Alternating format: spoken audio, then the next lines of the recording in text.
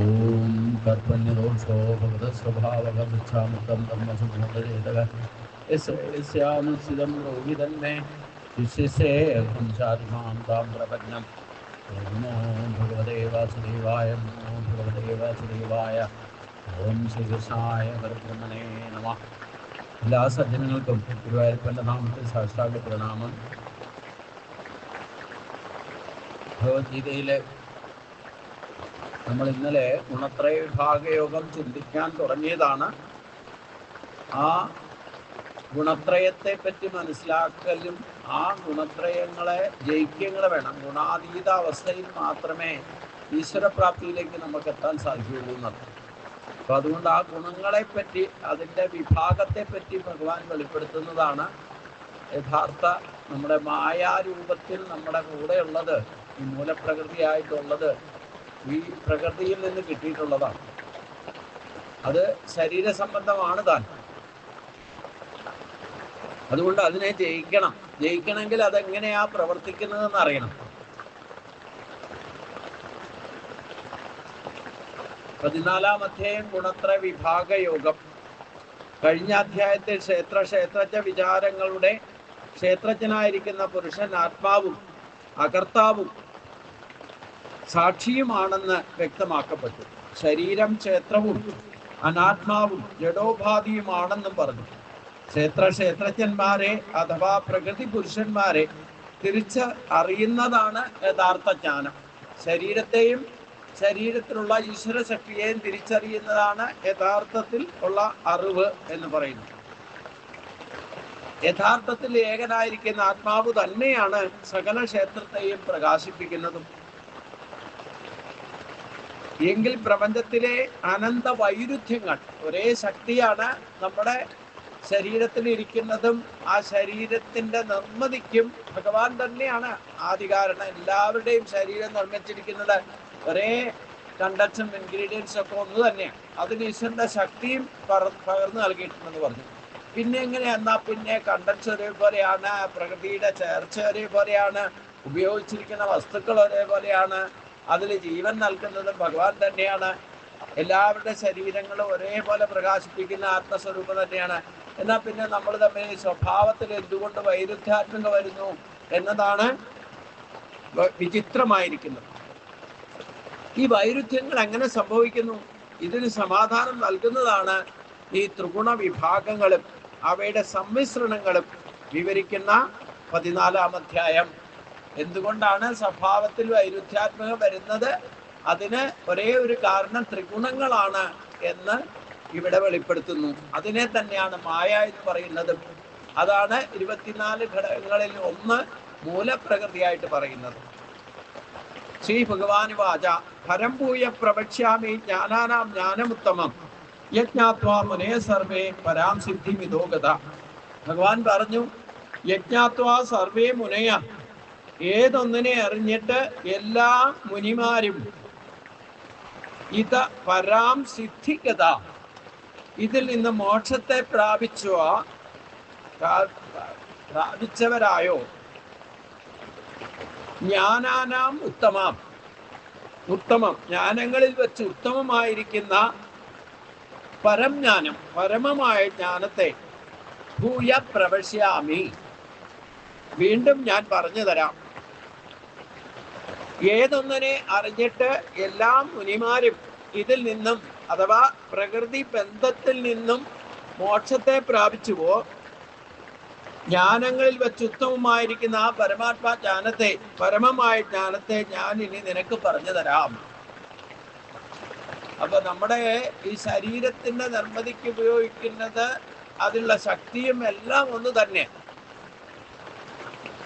ഏതൊന്നിനെ അറിഞ്ഞാലാണോ ഈ സംസാര ബന്ധനത്തിൽ നിന്ന് മുക്തിയേകുന്നത്, ആ പരമജ്ഞാനത്തെയാണ് ഭഗവാൻ പറയാന്ന് പറയുന്നത്.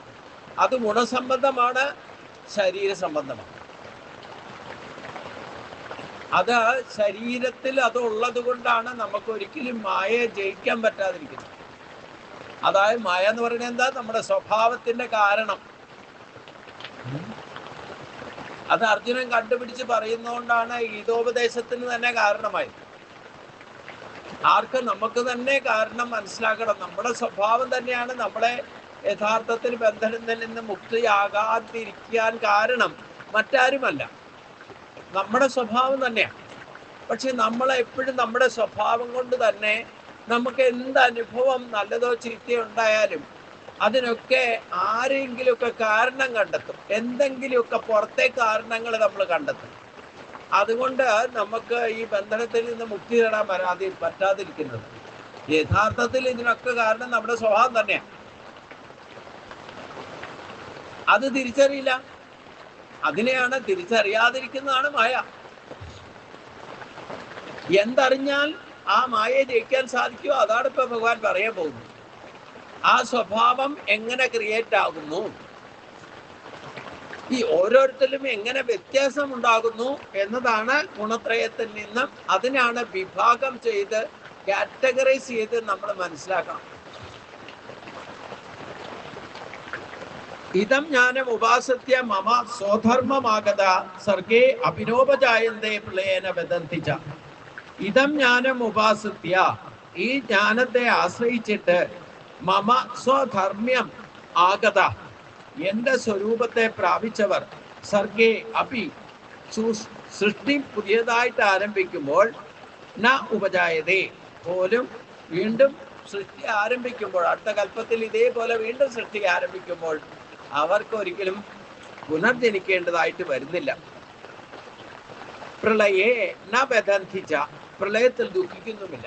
ജനിക്കാതിരുന്നാൽ പിന്നെ ഈ പ്രാരാബ്ധത്തിൽ ദുഃഖിക്കണ്ടോ? ഈ പ്രളയം എന്ന് പറഞ്ഞാൽ യഥാർത്ഥത്തിൽ ജലം വന്ന് നിറയുന്നതല്ല, ഈ സംസാര ബന്ധനത്തിൽപ്പെട്ട് ഉഴലുക,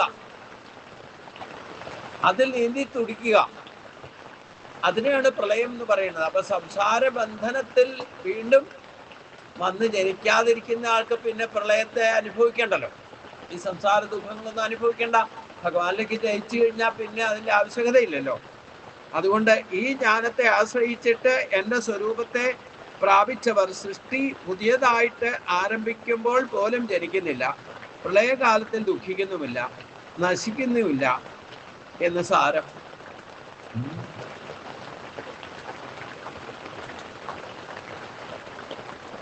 മമ സാധർമ്മ്യം, മമ സാധർമ്മ്യമാകത എന്ന് പറഞ്ഞതിന് സമാധാന ധർമ്മത്വം, അതായത് പരിപൂർണത എന്ന് അർത്ഥമെടുക്കാറുണ്ട്.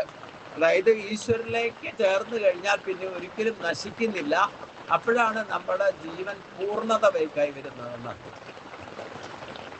അതുകൊണ്ട് എന്നെ തന്മയീഭാവത്തിലേക്ക് എത്തിച്ചേരും. ആര്?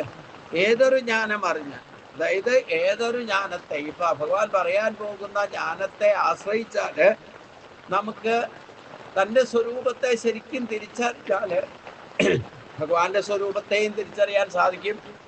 അങ്ങനെയുള്ളവർക്ക് വീണ്ടും പുനർജനിക്കേണ്ടി വരികയില്ല.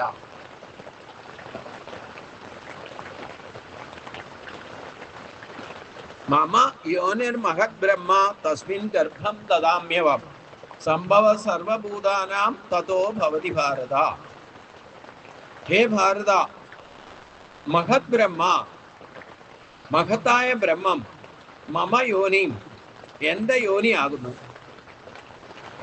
തസ്മിൻ അഹം ഗർഭം ദദാമി, അതിൽ തന്നെ ഗർഭദാനം ചെയ്യുന്നു. തഥ സർവഭൂതാനാം, അതിൽ നിന്ന് സകല ചരാചരങ്ങളെയും സംഭവം ഭവതി, ഉൽപ്പത്തി ഉണ്ടാകുന്നു. അല്ലയോ അർജുന, മഹത്തായ ബ്രഹ്മം എൻ്റെ ഗർഭസ്ഥാനമാകുന്നു. അതിൽ ഞാൻ ഗർഭദാനം ചെയ്യുന്നു. അതിൽ നിന്ന് സകല ചരാചരങ്ങളുടെയും ഉൽപ്പത്തി സംഭവിക്കുന്നു. മമ യോനിം എന്ന് പറയുന്നത് പ്രകൃതിയാണ്.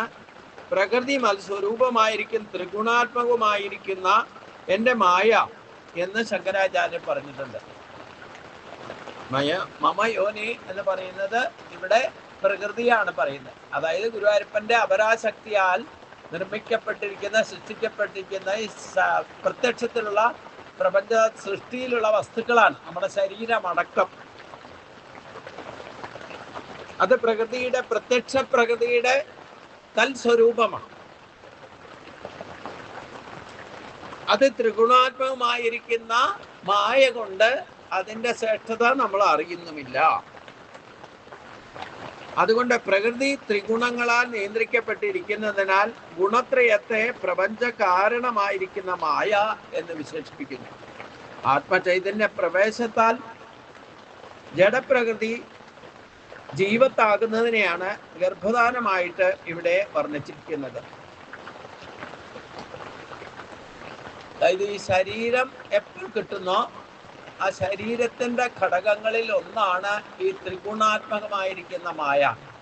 അതാണ് ശരീരം ജീവനോട് ഒപ്പം ചേരുമ്പോൾ അത് പ്രകൃതി സംബന്ധമായിരിക്കുന്ന അതിൻ്റെ ഭാവമാണ് ഈ സ്വഭാവമായിട്ട് പ്രകടമാക്കുന്നത്. അതാണ് മായയായിട്ട് വരിക. സർവയോനേഷു കൗന്ദേയ മൂർത്തയെ സംഭവന്തിയ തസാം ബ്രഹ്മ മഹജ്ഞോനെ അഹം ബീജ പ്രതപിത. കൗന്ദേയ സർവയോനീഷു, അർജുന, സകല യോനികളിലും അഥവാ സർവജീവികളിലും യാ മൂർത്തയെ സംഭവന്തി, എന്തെല്ലാം ശരീരങ്ങൾ ഉണ്ടാകുന്നുവോ, ഏതെല്ലാം ശരീരങ്ങൾ സൃഷ്ടിക്കപ്പെടുന്നുവോ, തസാം മഹത് ബ്രഹ്മയോനിയും മഹാപ്രകൃതി യോനിയും അഹം ബീജ പ്രതപിത, ഞാൻ ബീജദാതാവുമായിരിക്കുന്ന പിതാവുമാകുന്നു. അല്ലയോ അർജുന, സകല യോനികളിലുമായിട്ട് എന്തെല്ലാം ശരീരങ്ങൾ ഉണ്ടാകുന്നുവോ, അതായത് 54 ലക്ഷം തരം ജീവജാലങ്ങളും, അവയ്ക്കെല്ലാം മഹത്തായ മൂലപ്രകൃതി യോനിയും ഞാൻ തന്നെ ബീജദാതാവായിട്ട് നിൽക്കും. അപ്പം 84 ലക്ഷം തരം ചരങ്ങളും അചരങ്ങളുമായിട്ട് ധരിക്കാൻ പറ്റാത്ത വൃക്ഷങ്ങളൊക്കെ അതിൽപ്പെടുന്നതാണ്. അപ്പം അതെല്ലാം എന്നാൽ സൃഷ്ടിക്കപ്പെട്ടു. അതിൻ്റെയൊക്കെ ബീജദാതാവും ഉത്പത്തിക്ക് കാരണവും ഞാൻ തന്നെയാണ്. വിശ്വത്തിന്റെ ബീജം പരമാത്മാ ചൈതന്യമാണെന്ന് ഇവിടെ വെളിപ്പെടുത്തിയിരിക്കുന്നു. സമസ്ത പ്രപഞ്ചവും പരമാത്മാവിന്റെ അഥവാ ഈശ്വരന്റെ ആവിഷ്കാരമാണെന്ന് ഇവിടെ എടുത്തു കാട്ടുകയാണ് ചെയ്യുന്നത്. അപ്പൊ നമ്മുടെ ശരീരവും നമ്മുടെ ശരീരത്തിലുള്ള ജീവനും ഭഗവാന്റെ പ്രൊഡക്ഷൻ തന്നെയാണെന്നർത്ഥം. അപ്പൊ അടിസ്ഥാനം തത്വം ഭഗവാൻ തന്നെയാണ്. അതിൻ്റെ തന്നെ മറ്റൊരു സ്വരൂപമാണ് മായ എന്ന് പറയുന്നു.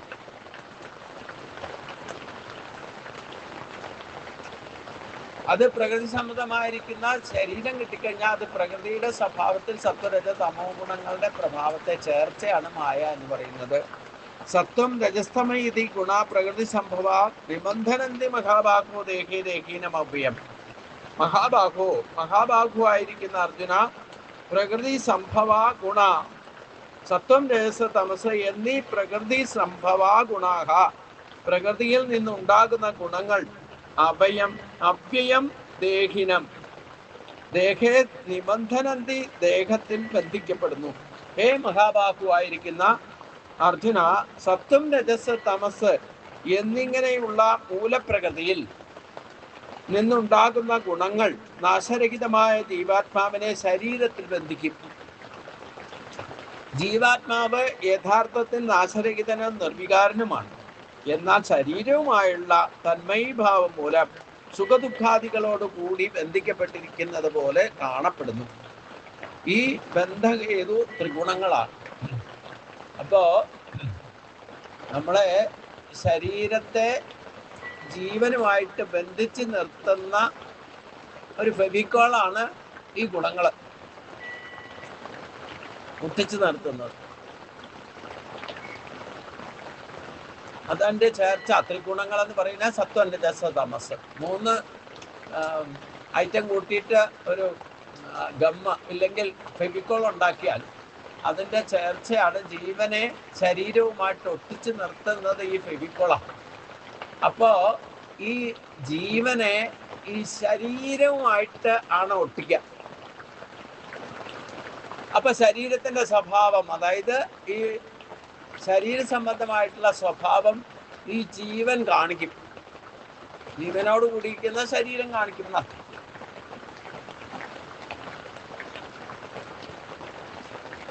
ഇതിനാദ്യം തന്നെ നമുക്ക് ഈ ത്രിഗുണങ്ങളുടെ വിഭാഗീയത എങ്ങനെയാണ് ഞാൻ പല പ്രാവശ്യം പറഞ്ഞിട്ടുണ്ട്. എന്നാലും എത്ര കേട്ടാലും നമുക്കത് തിരിച്ചറിയുക അതിൻ്റെ വിഭാഗ്യത നമ്മളിൽ എങ്ങനെയാ പ്രവർത്തിക്കുന്നതെന്ന് തിരിച്ചറിയാം. അപ്പോഴേ നമ്മുടെ സ്വഭാവം തിരിച്ചറിയണം. ഞാൻ പറഞ്ഞു, സെൽഫ് അനലൈസേഷൻ നടത്തിയിട്ട് നമ്മളിൽ ഈ ഗുണപ്രഭാവങ്ങൾ എങ്ങനെ പ്രവർത്തിക്കുമെന്ന് അറിയണം. ഇപ്പോഴത്തെ അവസ്ഥ എന്താണെന്ന് തിരിച്ചറിയണം എന്നർത്ഥം. നമുക്ക് അനേക ജന്മങ്ങളിൽ കിട്ടിയിട്ടുള്ള സ്വഭാവമൊക്കെ ഈ കിട്ടാൻ കാരണം ഈ ശരീരം കിട്ടിയപ്പോൾ തന്നെ ശരീര സംബന്ധമായിരിക്കുന്ന ഈ ഗുണങ്ങളുടെ ഒരു ഘടകമാണല്ലോ മൂലപ്രകൃതി എന്ന് പറയുന്നത്. 24-ൽ ഒരു ഐറ്റമാണ് അത്. മൂന്നും കൂടെ ചേർന്നിരിക്കുന്ന അവസ്ഥയാണ് മൂലപ്രകൃതി. അത് സത്വരജോ തമോ ഗുണങ്ങളുടെ ചേർന്ന അവസ്ഥയാണ് മൂലപ്രകൃതി എന്ന് പറയുന്നത്. അതിനെ തന്നെയാണ് മായ എന്ന് പറയുന്നത്. അത് ചേർന്ന് കഴിയപ്പോഴാണ് നമുക്ക് സ്വഭാവം ജീവനോടൊപ്പം ശരീരത്തെ ബന്ധിക്കുന്നത് ഈ മൂലപ്രകൃതിയാണെന്ന് പറഞ്ഞു. അപ്പൊ അത് ജീവൻ ആക്ടിവേറ്റ് ചെയ്യാൻ ശരീരത്തെ തുടങ്ങി കഴിഞ്ഞാൽ അപ്പം നമ്മുടെ സ്വഭാവം പ്രകടമാണ്. അതിന് കാരണം ഇത്ര ഗുണങ്ങളാണ്. അപ്പൊ നമ്മളിൽ സത്വരജ തമോ ഗുണങ്ങളാണെന്ന് പറയും. അപ്പൊ ഈ സത്വരജ തമോ ഗുണങ്ങളിൽ ഏത് ഗുണങ്ങളാണോ, ഇനി 7ാമത്തെ ശ്ലോകത്തിലേക്ക് ചെന്നാൽ അത് കൃത്യമായിട്ട് പറയുന്നുണ്ട്. അത് നമുക്ക് ഭഗവാൻ പറയുന്നത് കുറച്ച് കട്ടിയാ, മനസ്സിലാക്കിയെടുക്കാൻ വിഷമമാണ്. എളുപ്പമായിട്ട് നമുക്ക് മനസ്സിലാക്കാൻ പറ്റിയ നമ്മുടെ സ്വഭാവത്തിൽ ഈ വൈരുദ്ധ്യാത്മിക വരാനുള്ള യഥാർത്ഥ കാരണം ഈ സത്വരജ തമോ ഗുണങ്ങൾ തന്നെ. ചിലരിൽ സത്വഗുണം കൂടി നിൽക്കും. മൂന്നിൻ്റെയും ചേർച്ച ഇല്ലാതെ ആരും ഉണ്ടാവില്ല. ഈ പ്രകൃതിയിൽ ഒന്നുമില്ല. സൂര്യചന്ദ്രാദി നക്ഷത്രഗോളങ്ങളും സസ്യ ലതാദികളും പക്ഷി മൃഗാദികൾക്കും എല്ലാം ഈ മൂലപ്രകൃതി സംബന്ധമാണ്. എല്ലാ ശരീരങ്ങളെയും ജീവനുമായിട്ട് ബന്ധപ്പെടുത്തി നിർത്തിയിരുന്ന ഈ മൂലപ്രകൃതിയാണ്. അതാണ് ഞാൻ പറഞ്ഞ ഫെബിക്കോൾ എന്ന് പറയുന്നത്. അത് ഒട്ടിച്ച് നിർത്തിയിരിക്കാം. അപ്പൊ ജീവൻ ശരീരത്തിലൂടെ പ്രകടമാക്കുന്ന സ്വഭാവം ഈ ഗുണസംബന്ധമായിരിക്കും. അപ്പൊ ആരിൽ ഏത് ഗുണമാണോ കൂടി നിൽക്കുന്നത് അതായിരിക്കും ആ വ്യക്തിയുടെ പ്രകടമായ സ്വഭാവം. പ്രകൃതിയിൽ തന്നെ അതിന് വേരിയേഷൻസ് ഉണ്ട്. സത്വഗുണം ഏറ്റവും കുറവാണ്, അതിൻ്റെ ഇരട്ടിയാണ് രജോ ഗുണം, അതിൻ്റെ 5 ഇരട്ടിയാണ് തമോ ഗുണം. സത്വഗുണത്തിൻ്റെ 5 ഇരട്ടി ഉണ്ടാവും തമോ ഗുണം. അപ്പൊ നമ്മള് ഇതിൻ്റെ വേരിയേഷൻ ഒരു ദിവസത്തിൽ 24 മണിക്കൂർ എടുത്താൽ അതിൽ 3 മണിക്കൂർ സത്വഗുണ പ്രഭാവം, 6 മണിക്കൂർ അതിൻ്റെ ഇരട്ടി 6 മണിക്കൂർ രജോ ഗുണ പ്രഭാവമുണ്ട്. ഇത് ദിവസവും പ്രകടമാകുന്നുണ്ട്. 5 ഇരട്ടി എന്ന് പറഞ്ഞാൽ എന്താ? 3 15. 3 മണിക്കൂറിൻ്റെ 5 ഇരട്ടി എന്ന് പറഞ്ഞാൽ 15 മണിക്കൂർ ആണ് തമോ ഗുണം. അപ്പൊ പ്രകൃതിയിൽ, ഈ മൂലപ്രകൃതിയിൽ, പ്രത്യക്ഷ പ്രകൃതിയിൽ തന്നെ ഏറ്റവും കൂടിയ ഗുണം ഏതാ? തമോ ഗുണം. അപ്പൊ നമ്മൾ സാധാരണ ശരീരം കിട്ടിക്കഴിയുമ്പം എല്ലാവരിലും ഈ തമസ്സായിരിക്കും ഏറ്റവും കൂടുതൽ. കാരണം പ്രകൃതിയിൽ അതാണ്. എന്നാൽ കുറച്ച് 3-1 എന്നുള്ള നിലയ്ക്ക് സത്വഗുണം ഉണ്ടാവും, മധ്യത്തിൽ രജോ ഗുണം ഉണ്ടാവും. നമ്മൾ അനേക ജീവജാലങ്ങൾ, മറ്റ് പക്ഷിമൃഗാദികളൊക്കെ തമസ്സാണ് കൂടുതൽ. അതുകൊണ്ടാണ് മൂഢയോനികൾ ജനിക്കുക എന്ന് പറയുന്നത്. അപ്പൊ തമസ്സിനാണ് ഒരു ദിവസത്തിൽ തന്നെ 24 മണിക്കൂറിൽ 15 മണിക്കൂർ തമോ ഗുണ പ്രഭാവമാണ് പ്രകൃതിയിൽ തന്നെ ഉള്ളത്.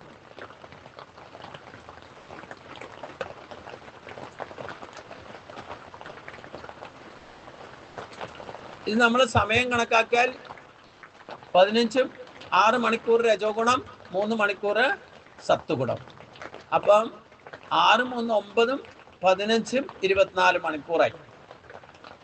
ഇത് ദിവസവും നമുക്ക് പ്രത്യക്ഷ പ്രകൃതിയിലെ സമയക്രമം അനുസരിച്ചുകൊണ്ട് ഒരു ദിവസത്തിൽ 24 മണിക്കൂറിൽ സത്വഗുണം 3 മണിക്കൂർ, 6 മണിക്കൂറാണ് രജോ ഗുണം പ്രകടമാകുന്നത്, 15 മണിക്കൂറാണ് തമോ ഗുണം.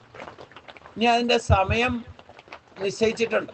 അതാണ് ബ്രഹ്മമുഹൂർത്തം എന്ന് പറയുന്ന വെളുപ്പാൻ കാലത്ത് ഗുരുവായൂർ അമ്പലം തുറക്കുന്ന സമയം 3 മണി തൊട്ട് സൂര്യൻ ഉദിക്കുന്ന ആ നിമിഷം വരെയാണ് സത്വഗുണ പ്രഭാവം ഏറ്റവും കൂടുതലുള്ളത്. അതിൻ്റെ ഇരട്ടി സൂര്യൻ ഉദിച്ചു കഴിഞ്ഞാൽ പിന്നെ 6 മണിക്കൂർ, അത് സമയം ഉദിച്ചുയരുന്നതനുസരിച്ച് രജോ ഗുണ പ്രഭാവം വർദ്ധിച്ചുകൊണ്ടേയിരിക്കും. 12 മണി ആവുമ്പോഴത്തേനും ആ രജോ ഗുണത്തിന്റെ അത്യുന്നതിയായിരിക്കും. 12 മണി വരെ ഉള്ളൂ രജോ ഗുണം. അത് കഴിഞ്ഞാൽ പിന്നെ തമോ ഗുണത്തിനാണ് പ്രാധാന്യം. 12 മണിക്ക് ശേഷം തൊട്ട് പിറ്റേ ദിവസം വെളുപ്പാങ്കാലത്ത് 3 മണിക്ക് 5 മിനിറ്റ് മുമ്പ് വരെ തമസിന്റെ ആധിക്യം കൂടുതലായിരിക്കും.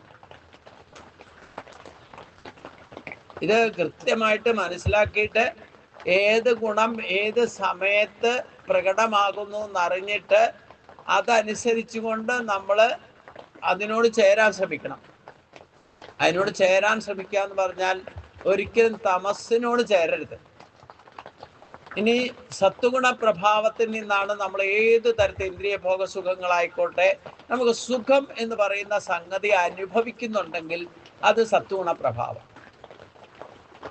അപ്പൊ നമ്മളിലും ശരീര സംബന്ധമായിട്ട് നമുക്ക് നമ്മുടെ ശരീരത്തിൽ നിന്ന് ആദ്യം മനസ്സിലാക്കേണ്ടത്. അപ്പൊ നമ്മളിൽ ഏറ്റവും കുറവ് സത്വഗുണമായിരിക്കും, അതിന്റെ ഇരട്ടി രജോ ഗുണ പ്രഭാവം ഉണ്ടാവും, ഏറ്റവും കൂടുതൽ തമോ ഗുണ പ്രഭാവമായിരിക്കും. അപ്പൊ നമ്മളെ ജീവിതത്തിൽ എപ്പോഴെങ്കിലും എന്തെങ്കിലും വിധത്തിൽ ഇന്ദ്രിയ ഭോഗസുഖങ്ങളോ സുഖം എന്ന് പറയുന്നത് അനുഭവിക്കുന്നുണ്ടെങ്കിൽ, ഏത് തരത്തിലുള്ള സുഖം അനുഭവിക്കാൻ യോഗ്യത കിട്ടുന്നുണ്ടെങ്കിൽ അത് സത്വഗുണ പ്രഭാവത്തിലായിരിക്കും സുഖമുള്ളൂ. സത്വഗുണ പ്രഭാവത്തിലേ സുഖം അനുഭവിക്കാൻ സാധിക്കൂ.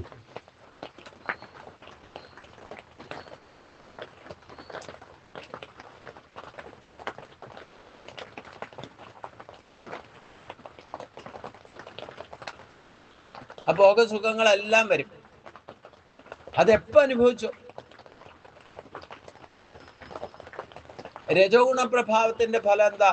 പിന്നെ സത്വഗുണത്തിന് വേറൊരു പ്രത്യേകതയുണ്ട്. ഈ സുഖം അനുഭവിക്കുക മാത്രമല്ല, സത്വഗുണത്തിൽ നിന്നാണ് ഏത് തരത്തിലുള്ള ജ്ഞാനം ലഭിക്കുക. അറിവെന്ന് പറയുന്ന സംഗതി കിട്ടണമെങ്കിൽ അത് ഭൗതികമായിക്കോട്ടെ ആത്മീയമായിക്കോട്ടെ, അറിവെന്ന സംഗതിയുടെ പ്രൊഡക്ഷൻ സത്വഗുണം. ഈ രണ്ട് കാര്യങ്ങളാണ് സത്വഗുണത്തിന്റെ പ്രഭാവത്താൽ നമുക്ക് ലഭിക്കുക. ഒന്ന് സുഖം അനുഭവിക്കാൻ സാധിക്കുക, രണ്ടാമത്തത് ഏത് തരത്തിലുള്ള അറിവും ലഭിക്കുക. രജോ ഗുണം വർദ്ധിച്ചാൽ, ഇല്ലെങ്കിൽ രജോ ഗുണത്തിന്റെ സ്വഭാവം എന്താ? ഭാവം പറയുന്നത് കർമ്മകുശലതയാണ്. ഏത് തരത്തിലുള്ള പ്രവർത്തനങ്ങൾ നടക്കുകയും കർമ്മം ചെയ്യണമെന്നുണ്ടെങ്കിൽ രജോ ഗുണ പ്രഭാവം ഇല്ലെങ്കിൽ കർമ്മം ചെയ്യാൻ സാധ്യത. പ്രകൃതി നടക്കുന്ന എല്ലാ ചലനങ്ങളും രജോ ഗുണത്തെ ഡിപ്പെൻഡാണ്.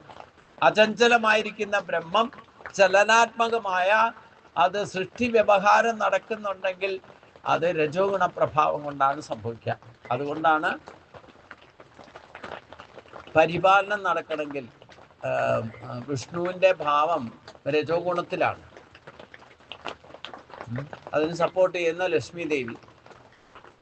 അതിന് വേണ്ട ഇൻഗ്രീഡിയൻസ് ഒക്കെ പരിപാലനത്തിന് ആവശ്യമായ കാമധേനുവിനെ പോലെയുള്ള വസ്തുക്കൾ, ഇല്ലെങ്കിൽ നമുക്ക് ഭക്ഷണവും ധനവും എന്തൊക്കെ വേണ്ടതെന്ന് വെച്ച് കഴിഞ്ഞാൽ ജീവിക്കാൻ വേണ്ടിയിട്ട് പരിപാലിക്കാൻ വേണ്ടിയിട്ട് എന്താ വേണ്ടതെന്ന് വെച്ചൊക്കെ തരുന്നത് ലക്ഷ്മി ദേവിയാണ്.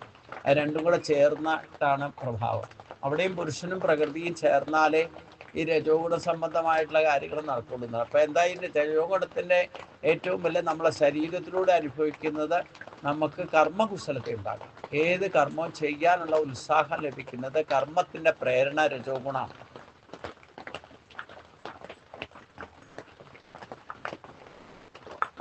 ഇനി തമസിൻ്റെ ഗുണം എന്താ? ഈ രജോ ഗുണം വർദ്ധിച്ചാലാണ് അതിൽ നിന്നാണ് നമുക്ക് ദുഃഖം അനുഭവിക്കാനും രോഗങ്ങളുണ്ടാകുന്നതും. അത് ഒക്കെ എന്തൊക്കെ നമ്മൾ പണിയെടുത്തിട്ട് എന്തെങ്കിലും പ്രവർത്തനത്തിൽ നിന്ന് നമുക്ക് ദുഃഖശോകമയപ്രദമായിട്ടുള്ള അനുഭവങ്ങൾ ഉണ്ടാകുന്നുണ്ടെങ്കിൽ അത് രജോ ഗുണ പ്രഭാവം കൊണ്ടായിരിക്കും. രോഗങ്ങളെ കൊണ്ട് ഏത് തരത്തിലുള്ള ദുഃഖത്തിന് കാരണമായി ഭവിക്കുന്നുണ്ടെങ്കിൽ, പിന്നെ നമുക്ക് അഹങ്കാരം വരുന്നുണ്ടെങ്കിൽ, താനെന്ന കേമത്വം കാണിക്കുന്നുണ്ടെങ്കിൽ, നമുക്ക് പണിയെടുത്തിട്ട് എന്തെങ്കിലും അച്ചീവ്മെന്റ് ഉണ്ടായ ഇതൊക്കെ ഞാനാ ചെയ്തേ, ഞാൻ ഇതിങ്ങനെ ചെയ്തിട്ട് ഇതൊക്കെ ലഭിച്ച് എന്തെങ്കിലും കിട്ടിയാൽ അതൊക്കെ രജോ ഗുണത്തിന്റെ അഹങ്കാരം, ബലം, ദർപ്പം, കാമം, ക്രോധം, പരിഗ്രഹം എന്നുള്ള സംഗതിയൊക്കെ പ്രകടമാകുന്നത് രജോ ഗുണത്തിന്റെ പ്രഭാവത്തിൽ നിന്നാണ്. അതിൻ്റെ എൻഡിങ്, രജോ ഗുണത്തിന്റെ ഏറ്റവും വലിയ ദോഷം എന്ന് പറയുന്നത്, രജോ ഗുണത്തിൽ നിങ്ങൾ ഉണർന്ന് പ്രവർത്തിച്ചാൽ അതിൻ്റെ എൻഡിൽ ദുഃഖശോകമയപ്രദമായിരിക്കും എൻ്റെ ഫലം. ഒരിക്കലും ശാശ്വതമായ ശാന്തി, സുഖം അനുഭവിക്കാൻ സമ്മതിക്കില്ല രജോ ഗുണം. ദുഃഖശോകമയപ്പുറ. ഈ തമസിന്റെ ഫലം എന്താ? അലസതയും അജ്ഞതയും നിദ്രയും. ഒന്ന് മടി പിടിച്ചിരിക്കുക, അലസനാകുക. അജ്ഞതയുടെ മൂർത്തിമത് ഭാവമാണ് തമസ്. അലസത, അജ്ഞത, പിന്നെയോ നിദ്ര. എന്തെങ്കിലും പണിയെടുത്തിട്ട് വിശ്രമിച്ചാൽ, ഉറങ്ങിപ്പോയാൽ അത് തമോ ഗുണത്തിന്റെ പ്രഭാവം കൊണ്ടാണ്. അപ്പം ഇത് നമുക്ക് പ്രത്യക്ഷമാണ്. ഇനി ഇത് നമ്മുടെ ശരീരത്തിലൂടെ നമ്മുടെ സ്വഭാവത്തിൽ എങ്ങനെ പ്രകടമാകുന്നു എന്നുള്ളത് കണ്ടുപിടിക്കണം. ഇനി പ്രകൃതിയിലെ ചലനങ്ങൾ നമുക്കൊന്ന് വേണമെങ്കിൽ ചിന്തിച്ചാൽ മനസ്സിലാക്കാൻ എളുപ്പമാണ്. സൂര്യൻ ഉദിക്കുന്നത് സത്വഗുണത്താലാണ്. ഉദിച്ചുയരുന്നത്, അവിടെ കർമ്മ, ഉദിച്ചുയരുക എന്ന് പറയുന്നത് ഒരു കർമ്മം നടക്കും. അപ്പോൾ ആ ഉദിച്ചുയരുക എന്ന് പറയുന്നത് രജോ ഗുണ പ്രഭാവത്താലാണ് നടക്കുക. അത് തിരിച്ച് അസ്തമിക്കുക, മറിഞ്ഞു പോവുക എന്ന് പറയുന്നത് തമസിലാണ്. അപ്പൊ സൂര്യൻ ഉദിക്കുന്ന സത്വഗുണത്താൽ, ഉദിച്ചുയരുന്ന രജോ ഗുണത്താൽ, അത് അസ്തമിക്കുന്നത് തമോ ഗുണത്താൽ. ഇനി സസ്യലതാദികൾ നമുക്ക് പെട്ടെന്ന് മനസ്സിലാക്കാം. പുഷ്പങ്ങൾ രാവിലെ വിരിയുന്നത് സത്വഗുണത്താൽ, വിടർന്ന് അത് വികസിക്കുന്നത്. തലേ ദിവസം നമ്മൾ വൈകുന്നേരം നോക്കിയാൽ ആ മൊട്ട് കാണാൻ പറ്റും. രാവിലെ എഴുന്നേറ്റാൽ മൊട്ട് കുറേശ്ശെ വിടർന്നു തുടങ്ങുന്നത് കാണാം. 8 മണിയൊക്കെ കഴിയുമ്പോഴത്തേന് പൂർണ്ണ വിടർന്നു വരും. അപ്പൊ രജോ ഗുണമാണ് അതിനെ വിടർത്തുന്നത്. അത് വാടി തളരുന്ന ഉച്ചയ്ക്ക് ശേഷം ആയാലോ വൈകുന്നേരം ആകുമ്പോഴത്തേനും വാടി തളർന്നു പോകും. അപ്പൊ തമസാണ്. അപ്പോൾ ഒരു പുഷ്പത്തെ വിടരുന്നത് സത്വഗുണത്താൽ, വിടർന്ന് വികസിക്കുന്ന രജോ ഗുണത്താൽ, അത് വാടി തളരുന്നത് തമോ ഗുണത്താൽ. പക്ഷിമൃഗാദികളാണെങ്കിലും വേണ്ടില്ല, രാവിലെ ഈ ബ്രഹ്മമുഹൂർത്തത്തിലൊക്കെ അത് പാടാനും എടുക്കാനും ഒക്കെ രാവിലെ നേരത്തെ എഴുന്നേക്കും. പക്ഷിമൃഗാദികളെ ശ്രദ്ധിച്ചാൽ നമുക്കറിയാം. എന്നിട്ട് കുറച്ച് സൂര്യൻ ഉദിച്ചു കഴിഞ്ഞാൽ പിന്നെ ആഹാരം തേടി പോകലും ചിലക്കലും ആകെ ബഹളം ഉണ്ടാക്കലും ഒക്കെ രജോ ഗുണം തുടങ്ങുമ്പോഴാണ്. അതും പോയിട്ട് അന്ധകാരം ഉച്ചയ്ക്ക് ശേഷം വൈകുന്നേരം ആയാൽ അതും തൻ്റെ നിദ്രയിലേക്കും അല്ലെങ്കിൽ പ്രകൃതിയിലേക്ക് ലയിക്കുന്ന അവസ്ഥയിലേക്ക് പക്ഷിമൃഗാദികൾ പോലും അതിൻ്റെ കൂട് തേടി പോകുന്നത് നമുക്ക് കാണാം. അപ്പോൾ പക്ഷിമൃഗാദികളിലും ഇതിൻ്റെ പ്രഭാവമുണ്ട്.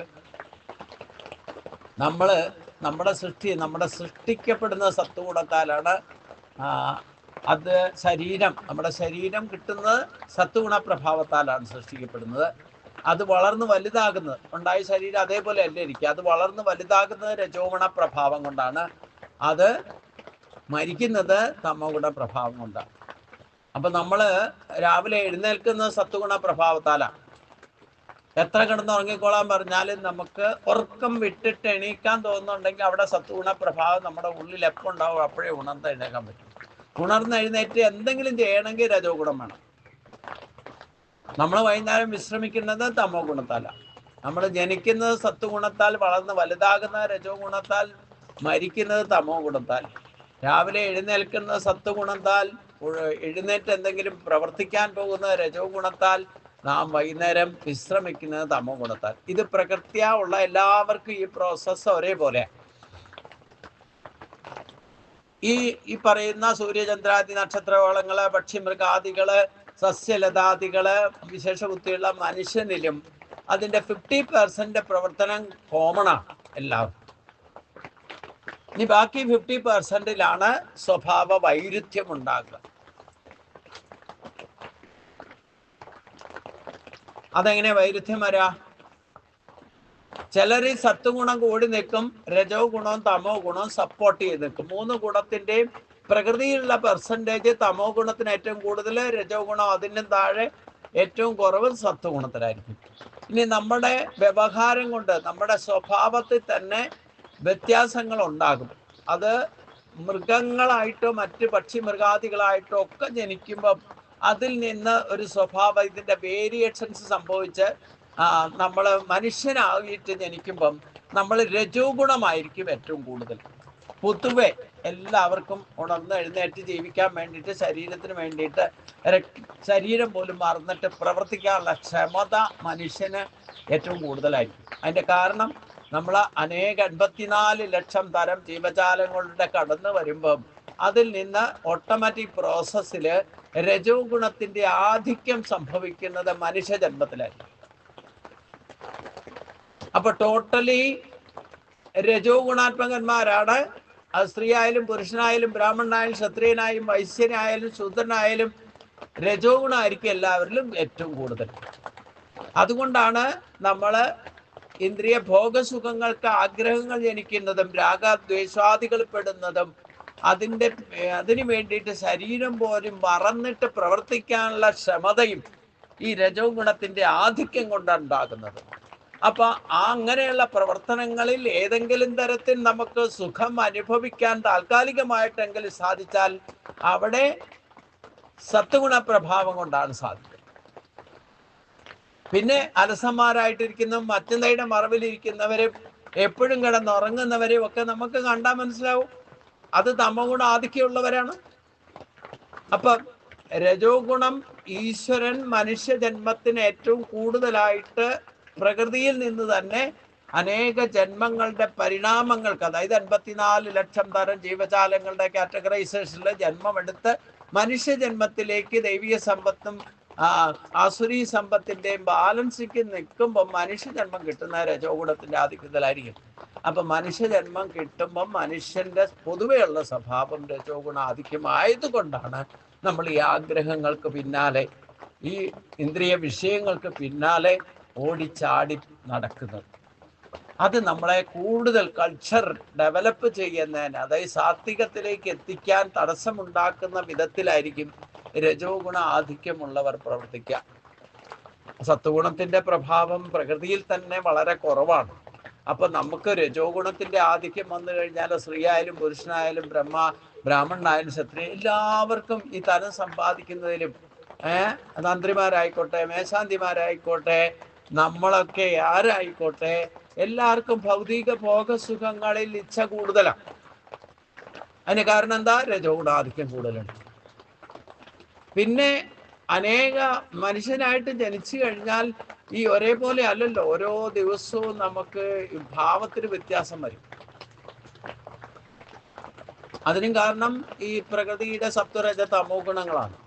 അപ്പം അതെങ്ങനെയാ നമുക്ക് ഏറ്റവും കൂടുതൽ രജോ ഗുണമാണെന്ന് പറഞ്ഞു. ഇനി കുറെ 1, 2, 3 എത്രയോ ജന്മങ്ങൾ കഴിയുമ്പം നമ്മുടെ സ്വഭാവം കൊണ്ട് തന്നെ ഇതിൻ്റെ പരിണിത ഫലങ്ങൾ, ക്ലേശങ്ങൾ, രജോ ഗുണത്തിൽ എപ്പോഴും ക്ലേശങ്ങളായിരിക്കും, ദുഃഖമായിരിക്കും. ജനന മരണങ്ങൾക്കൊക്കെ കാരണം വരുന്ന രജോ ഗുണമാണ്.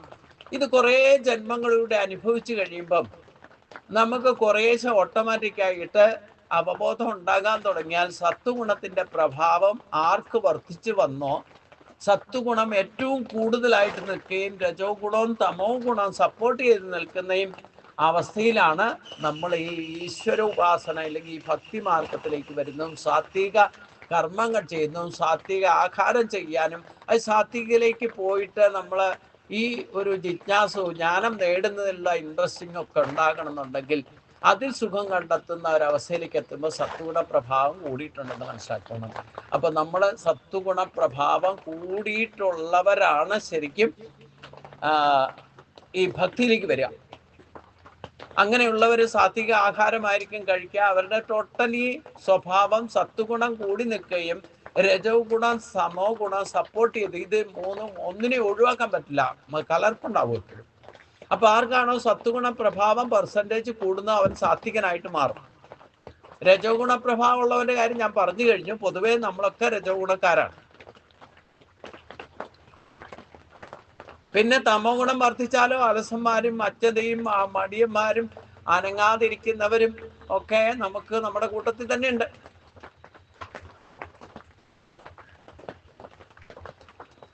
അപ്പൊ നമ്മൾ സാത്വികരി നമ്മളിപ്പോ ഈ ഭഗവാൻ പറയുന്ന അനുസരിച്ചുകൊണ്ട് പരമമായ ജ്ഞാനത്തിലേക്ക് എത്തണമെങ്കിൽ സാത്വിക ഗുണം വർദ്ധിക്കണം. അത് തന്നെയാണ് ഇനി ഭഗവാൻ പറയുന്നുണ്ട്. ഞാനത് പ്രാക്ടിക്കൽ തലത്തിൽ നമ്മുടെ സ്വഭാവത്തെ നമ്മൾ അനലൈസ് കണ്ടുപിടിക്കണം. അപ്പൊ നമ്മുടെ സ്വഭാവത്തിൽ പ്രകടമാകുന്നത് സ്വഭാവം ഏതാണോ, രജോ ഗുണമാണെങ്കിൽ അവൻ രജോ ഗുണി തന്നെയായിരിക്കും. അപ്പൊ ഏത് ഗുണമാണോ നമ്മളിൽ പെർസെൻറ്റേജ് 3 ഗുണം ഉണ്ടാവും, 3 ഗുണത്തിൽ ഏത് ഗുണമാണോ നമ്മുടെ സ്വഭാവത്തിൽ കൂടുതലായിട്ട് പ്രഭാവം ചെലുത്തുന്നത്, പ്രകടമാകുന്നത്, അവന്റെ ഗുണം അത് തന്നെയായിരിക്കും. അപ്പൊ സത്വഗുണമുള്ളവരും രജോ ഗുണമുള്ളവരും തമോ ഗുണമുള്ളവരും അവരുടെ സ്വഭാവത്തിൽ വ്യത്യാസം ഉണ്ടാകും. അത് പ്രകൃതി നിയമാനുസരിച്ച് വ്യത്യാസമുണ്ടാകും. അതാണ് പരസ്പര വൈരുദ്ധ്യാത്മകത ഉണ്ടാകാൻ കാരണം. ഒരേ അച്ഛനും അമ്മയ്ക്കും 3 കുട്ടികളുണ്ടായാൽ ഒരുത്തൻ സാത്വികനായിരിക്കും, ഒരുത്തൻ രജോ ഗുണക്കാരനായിരിക്കും, ഒരുത്തൻ തമോ ഗുണനായിരിക്കും. അപ്പൊ ഈ ഗുണപ്രഭാവം കൊണ്ടാണ് സ്വഭാവത്തിൽ വൈരുദ്ധ്യാത്മകം ഉണ്ടാകുന്നത്. അത് നമ്മൾ സ്വയം കണ്ടെത്തണം. ഞാൻ ഇപ്പോഴത്തെ അവസ്ഥയിൽ സാത്വികനാണോ രാജസനാണോ താമസനാണോ എന്ന് കണ്ടെത്തണം. നമ്മുടെ സ്വഭാവത്തെ പഖത സ്വഭാവ. ഭഗവാനോട് അർജുനൻ പറഞ്ഞത്, എൻ്റെ ഇപ്പോഴത്തെ സ്വഭാവം കൊണ്ട് എനിക്ക് ധർമ്മ അധർമ്മങ്ങളെ തിരിച്ചറിയാൻ സാധിക്കില്ല എന്ന് പറഞ്ഞാൽ അർജുനന് രജോ ഗുണമാണ് കൂടുതൽ എന്ന് മനസ്സിലാക്കുക. അതുകൊണ്ടാ യുദ്ധവീരനും യോദ്ധാവും ഒക്കെയാണ് അല്ലേ? അതൊക്കെ രജോ ഗുണത്തിന്റെ പ്രഭാവം കൊണ്ട് ലഭിക്കുന്ന കാര്യങ്ങളാണ്. പക്ഷെ സത്വഗുണ പ്രഭാവം വർദ്ധിച്ചാൽ മാത്രമേ ഈ ഗുണദോഷങ്ങളെ തിരിച്ചറിയാൻ സാധിക്കൂ. അപ്പൊ അർജുനന്റെ പൊതുവെയുള്ള മാനുഷിക സ്വഭാവം രജോ ഗുണാത്മകമാണെന്ന് ഉറപ്പാണ്. അപ്പൊ നമുക്ക് ഈ ഗുണദോഷങ്ങളെ തിരിച്ചറിയുന്നതിനും, ഇല്ലെങ്കിൽ നമ്മൾ ആധ്യാത്മികതയിലേക്ക് വന്നാൽ തന്നെ ഇടയ്ക്കിടയ്ക്ക് സ്ലിപ്പായി ആധ്യാത്മികത പോലും ഉപയോഗിക്കുന്ന, ഭക്തി പോലും ഉപയോഗിക്കുന്നത് രജോ ഗുണത്തിന്റെ ശ്രേഷ്ഠതയ്ക്ക് വേണ്ടി, അതായത് ആഗ്രഹങ്ങളോ ഇഷ്ടഭോഗങ്ങളോ നേടാൻ വേണ്ടിയിട്ടാണ് സത്വഗുണത്തെ നമ്മൾ ഉപയോഗിക്കുന്നത്. സത്വഗുണത്തിലാണ് ഭക്തി ഉണ്ടാക്കുക, അതിലാണ് സുഖം ലഭിക്കുക. അതുകൊണ്ട് നമ്മളിൽ രജോ ഗുണമാണ് ടോട്ടലി കൂടുതലെന്ന് ഞാൻ പറഞ്ഞു. അപ്പൊ നമ്മൾ ഇപ്പോഴത്തെ അവസ്ഥയിൽ നമ്മൾ ഓരോരുത്തരും അവരുടെ സ്വഭാവത്തെ ഒന്ന് അനലൈസ് ചെയ്തിട്ട് എന്നിൽ സത്വഗുണമാണോ രജോ ഗുണമാണോ തമോ ഗുണമാണോ കൂടുതൽ എന്ന് കണ്ടുപിടിക്കണം. ഇതിൻ്റെ ഏറ്റവും കൂടുതൽ ഏതാണോ, ഈ 3 ഗുണങ്ങൾക്കും പ്രഭാവം കൂടുതലുള്ളവരുണ്ടാവും, ഒരേപോലെ നിൽക്കുന്നവരും ഉണ്ടാകാം. ഇനി തമോ ഗുണത്തെ ആധിക്യമുള്ളവരെ എപ്പോഴും കൂടി മടിയന്മാരായിരിക്കും, എന്ത് പറഞ്ഞാലും ചെയ്യുകയില്ല, പിന്നെ എപ്പോഴും കിടന്ന് ഉറങ്ങാൻ ഇഷ്ടപ്പെടുന്നവരായിരിക്കും. ഇതൊക്കെ നമുക്ക് തിരിച്ചറിയാൻ വലിയ വിഷമമൊന്നുമില്ല. എനിക്കൊരു വിഷമവുമില്ല. ഞാൻ ഓരോരുത്തരെയും കണ്ട അവരുടെ സ്വഭാവത്തെ മനസ്സിലാക്കാൻ ഒരു വിഷമമുണ്ട്. കാരണം ഇതൊക്കെ പഠിച്ച് അനലൈസ് ചെയ്ത് കണ്ടുപിടിച്ചിരിക്കുന്ന. ഇപ്പം എൻ്റെ സ്വഭാവത്തിൽ ഞാൻ സാത്വികനാണെന്ന് എനിക്ക് നന്നായിട്ട് അറിയാം. സാത്വികന്മാർക്ക് ഇങ്ങനെയുള്ള കാര്യങ്ങൾ ചെയ്യാൻ സാധിക്കും. ആഹാര വിഹാരത്തിൽ നമുക്ക് ഇഷ്ടമുള്ള ആഹാരം കഴിക്കുന്നതിനും ഒക്കെ സാത്വിക പക്ഷം സസ്യാഹാരികളായിരിക്കും സത്വഗുണ പ്രഭാവമുള്ളവർ. മറ്റേ തമോ ഗുണം ഉണ്ടാക്കുന്ന ആഹാരം കഴിക്കാൻ ആരും ഇഷ്ടപ്പെടുന്നതല്ല. അപ്പൊ അതില് നമ്മൾ ഇതാദ്യം തിരിച്ചറിയണം. നമ്മുടെ സ്വഭാവത്തിൽ ഈ 3 ഗുണങ്ങളുടെ പ്രഭാവവും കലർപ്പുണ്ടാകും. ഇതിൽ നമ്മുടെ യഥാർത്ഥത്തിൽ സായിയായ സ്വഭാവത്തിൽ നമുക്ക് ഏത് ഗുണമാണ് നമ്മുടെ സ്വഭാവത്തിൽ പ്രകടമാകുന്നത് എന്ന് നമുക്ക് കണ്ടുപിടിക്കാൻ സാധിക്കും. അത് കണ്ടുപിടിക്കണം. എന്നിട്ട് തമോ ഗുണത്തെ രജോ ഗുണം കൊണ്ട് ജയിക്കണം, രജോ ഗുണത്തെ സത്വഗുണം കൊണ്ട് ജയിക്കണം, സത്വഗുണത്തെ ജ്ഞാനം കൊണ്ട് ജയിക്കണം. ഈശ്വര സാക്ഷാത്കാരത്തിന് ശ്രമിക്കുന്നവരാണ് ഈ പരമമായ ജ്ഞാനത്തെ ആശ്രയിച്ചുകൊണ്ട് നമ്മുടെ സ്വഭാവത്തിൽ പരിവർത്തനം വരുത്താൻ ഭഗവാൻ പറയുന്നത്.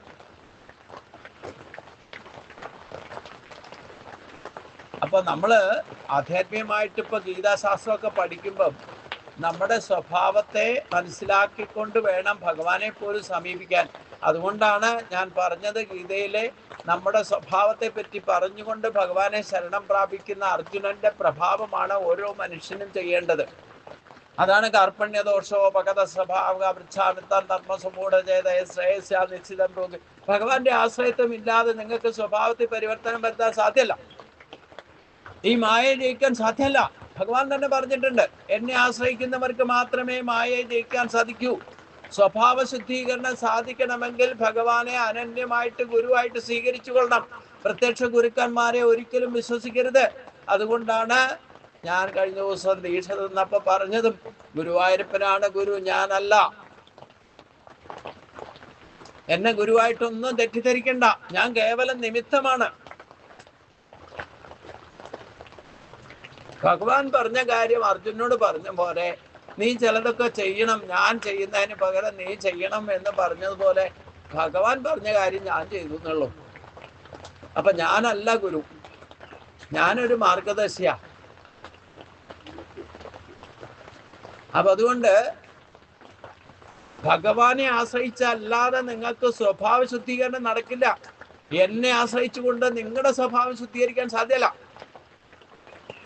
കാരണം മായയെ ജയിക്കാൻ പ്രയാസമാണെന്നും മായയെ ജയിക്കണമെങ്കിൽ എന്നെ തന്നെ അരണ്യമായിട്ട് ശരണം പ്രാപിക്കണമെന്നും ഭഗവാൻ 9-ാം അധ്യായത്തിൽ പറഞ്ഞിട്ടുള്ളത് ഓർത്തിരിക്കുക.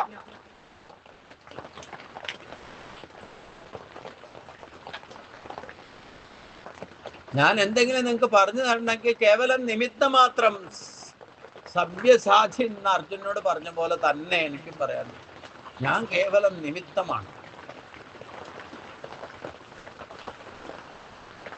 അപ്പൊ നമ്മുടെ സ്വഭാവത്തിൽ ഉണ്ടാകുന്ന പ്രഭാവത്തെ നമ്മൾ അതിന്റെ വിഭാഗീയതയെ തിരിച്ചറിയണം. ഞാൻ സാത്വികനാണോ രാജസനാണോ താമസനാണോ എന്ന് തിരിച്ചറിയണം. അതനുസരിച്ചു കൊണ്ട് സത്വഗുണത്തെ വർദ്ധിപ്പിക്കണം. അതായിരിക്കണം ലക്ഷ്യം. ആദ്യത്തെ സ്റ്റെപ്പില് ഇതിനെപ്പറ്റിയൊക്കെ അറിയണം. അറിവ് സമ്പാദിക്കണേ സത്വഗുണം വർദ്ധിക്കണം. സത്വഗുണം നമ്മുടെ സ്വഭാവത്തിലും പ്രകൃതിയിലും ഏറ്റവും കുറവാണ്. ആ സത്വഗുണത്തിന്റെ പ്രഭാവം നമ്മളിൽ ക്രിയേറ്റ് ചെയ്യണമെന്നുണ്ടെങ്കിൽ ആദ്യത്തെ സ്റ്റെപ്പാണ് വേസ്റ്റായിട്ട് സമയം കളയരുത്. നഹി ഗച്ഛിക്ഷണമജാതിഷ്ഠത്തെ കർമ്മകൾ കാര്യദേഹ വശകർമ്മ സർവ പ്രഗതി ചെയ്യണം. നമുക്ക് ഈശ്വരനിലേക്ക് എത്തണമെന്നുണ്ടെങ്കിൽ നമുക്ക് ഈശ്വരനെ പറ്റി അറിയണം. ആ അറിവ് നേടണമെങ്കിൽ സത്വഗുണം വർദ്ധിക്കണം. മറ്റൊരു ഉപാധിയില്ല. ഒരു സ്കൂളിലും കോളേജിലും പോയാൽ നിങ്ങൾക്ക് ഈശ്വരനെ പറ്റിയൊന്നും യഥാർത്ഥത്തിൽ അറിവ് കിട്ടുന്ന പ്രശ്നമില്ല. അതൊക്കെ തമസാണ്. അവിദ്യാദി ദോഷങ്ങളെ ഉണ്ടാക്കുന്ന, രജോ ഗുണത്തിൽ പിടിച്ചുലയ്ക്കുന്ന, ആ സുഖദുഃഖാദി ബന്ധങ്ങളിൽ പെടുത്തുന്ന ആ അവിദ്യാദി ദോഷങ്ങൾ ഉണ്ടാക്കുന്ന വിദ്യകളാണ് നമ്മൾ സ്കൂളിലും കോളേജിലും പഠിച്ചിട്ട് ജീവിതത്തിന് വേണ്ടിയിട്ട് നമ്മൾ തത്രപ്പെടാൻ വേണ്ടിയിട്ട് അച്ചീവ്മെന്റ്സിന് പോകുന്നതും. അതൊന്നും ശാശ്വത പരിഹാരമല്ല. അത് നമ്മളെ വീണ്ടും വീണ്ടും കർമ്മബന്ധനത്തിൽ പെടുത്തും. അല്ലേ? കാണാൻ പാടില്ലേ? ജീവിതകാലം മുഴുവൻ നമ്മൾ പണിയെടുത്തിട്ട് റിട്ടയർമെന്റ് കഴിഞ്ഞാലും 90 വയസ്സായിട്ടും പണിയന്വേഷിച്ച് നടക്കുന്നവരെ അറിയാം. ഈ ആഗ്രഹങ്ങളൊന്നും ഒരിക്കലും ഒടുങ്ങില്ല. മരിച്ചാലും പിന്നെ അതും ഇതും വേണം തോന്നും. മരിക്കാൻ കിടക്കുമ്പോഴും എനിക്ക് ഇവിടുന്ന് ഏറ്റു പോകണം. മരിക്കാൻ ആർക്കും സമ്മതമല്ലല്ലോ.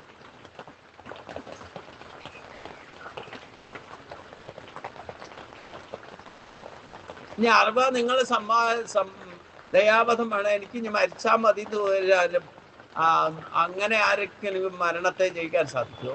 മരണത്തെ ജയിക്കാന്ന് പറഞ്ഞാൽ മരണം ഇല്ലാതിരിക്കൽ മാത്രമല്ല, നമുക്ക് ഇഷ്ടമുള്ളപ്പോൾ സ്വച്ഛന്ത വൃത്തി സാധ്യമാണ്. അങ്ങനെ ഒരു വരം കിട്ടാൻ മാർഗമുണ്ടോ?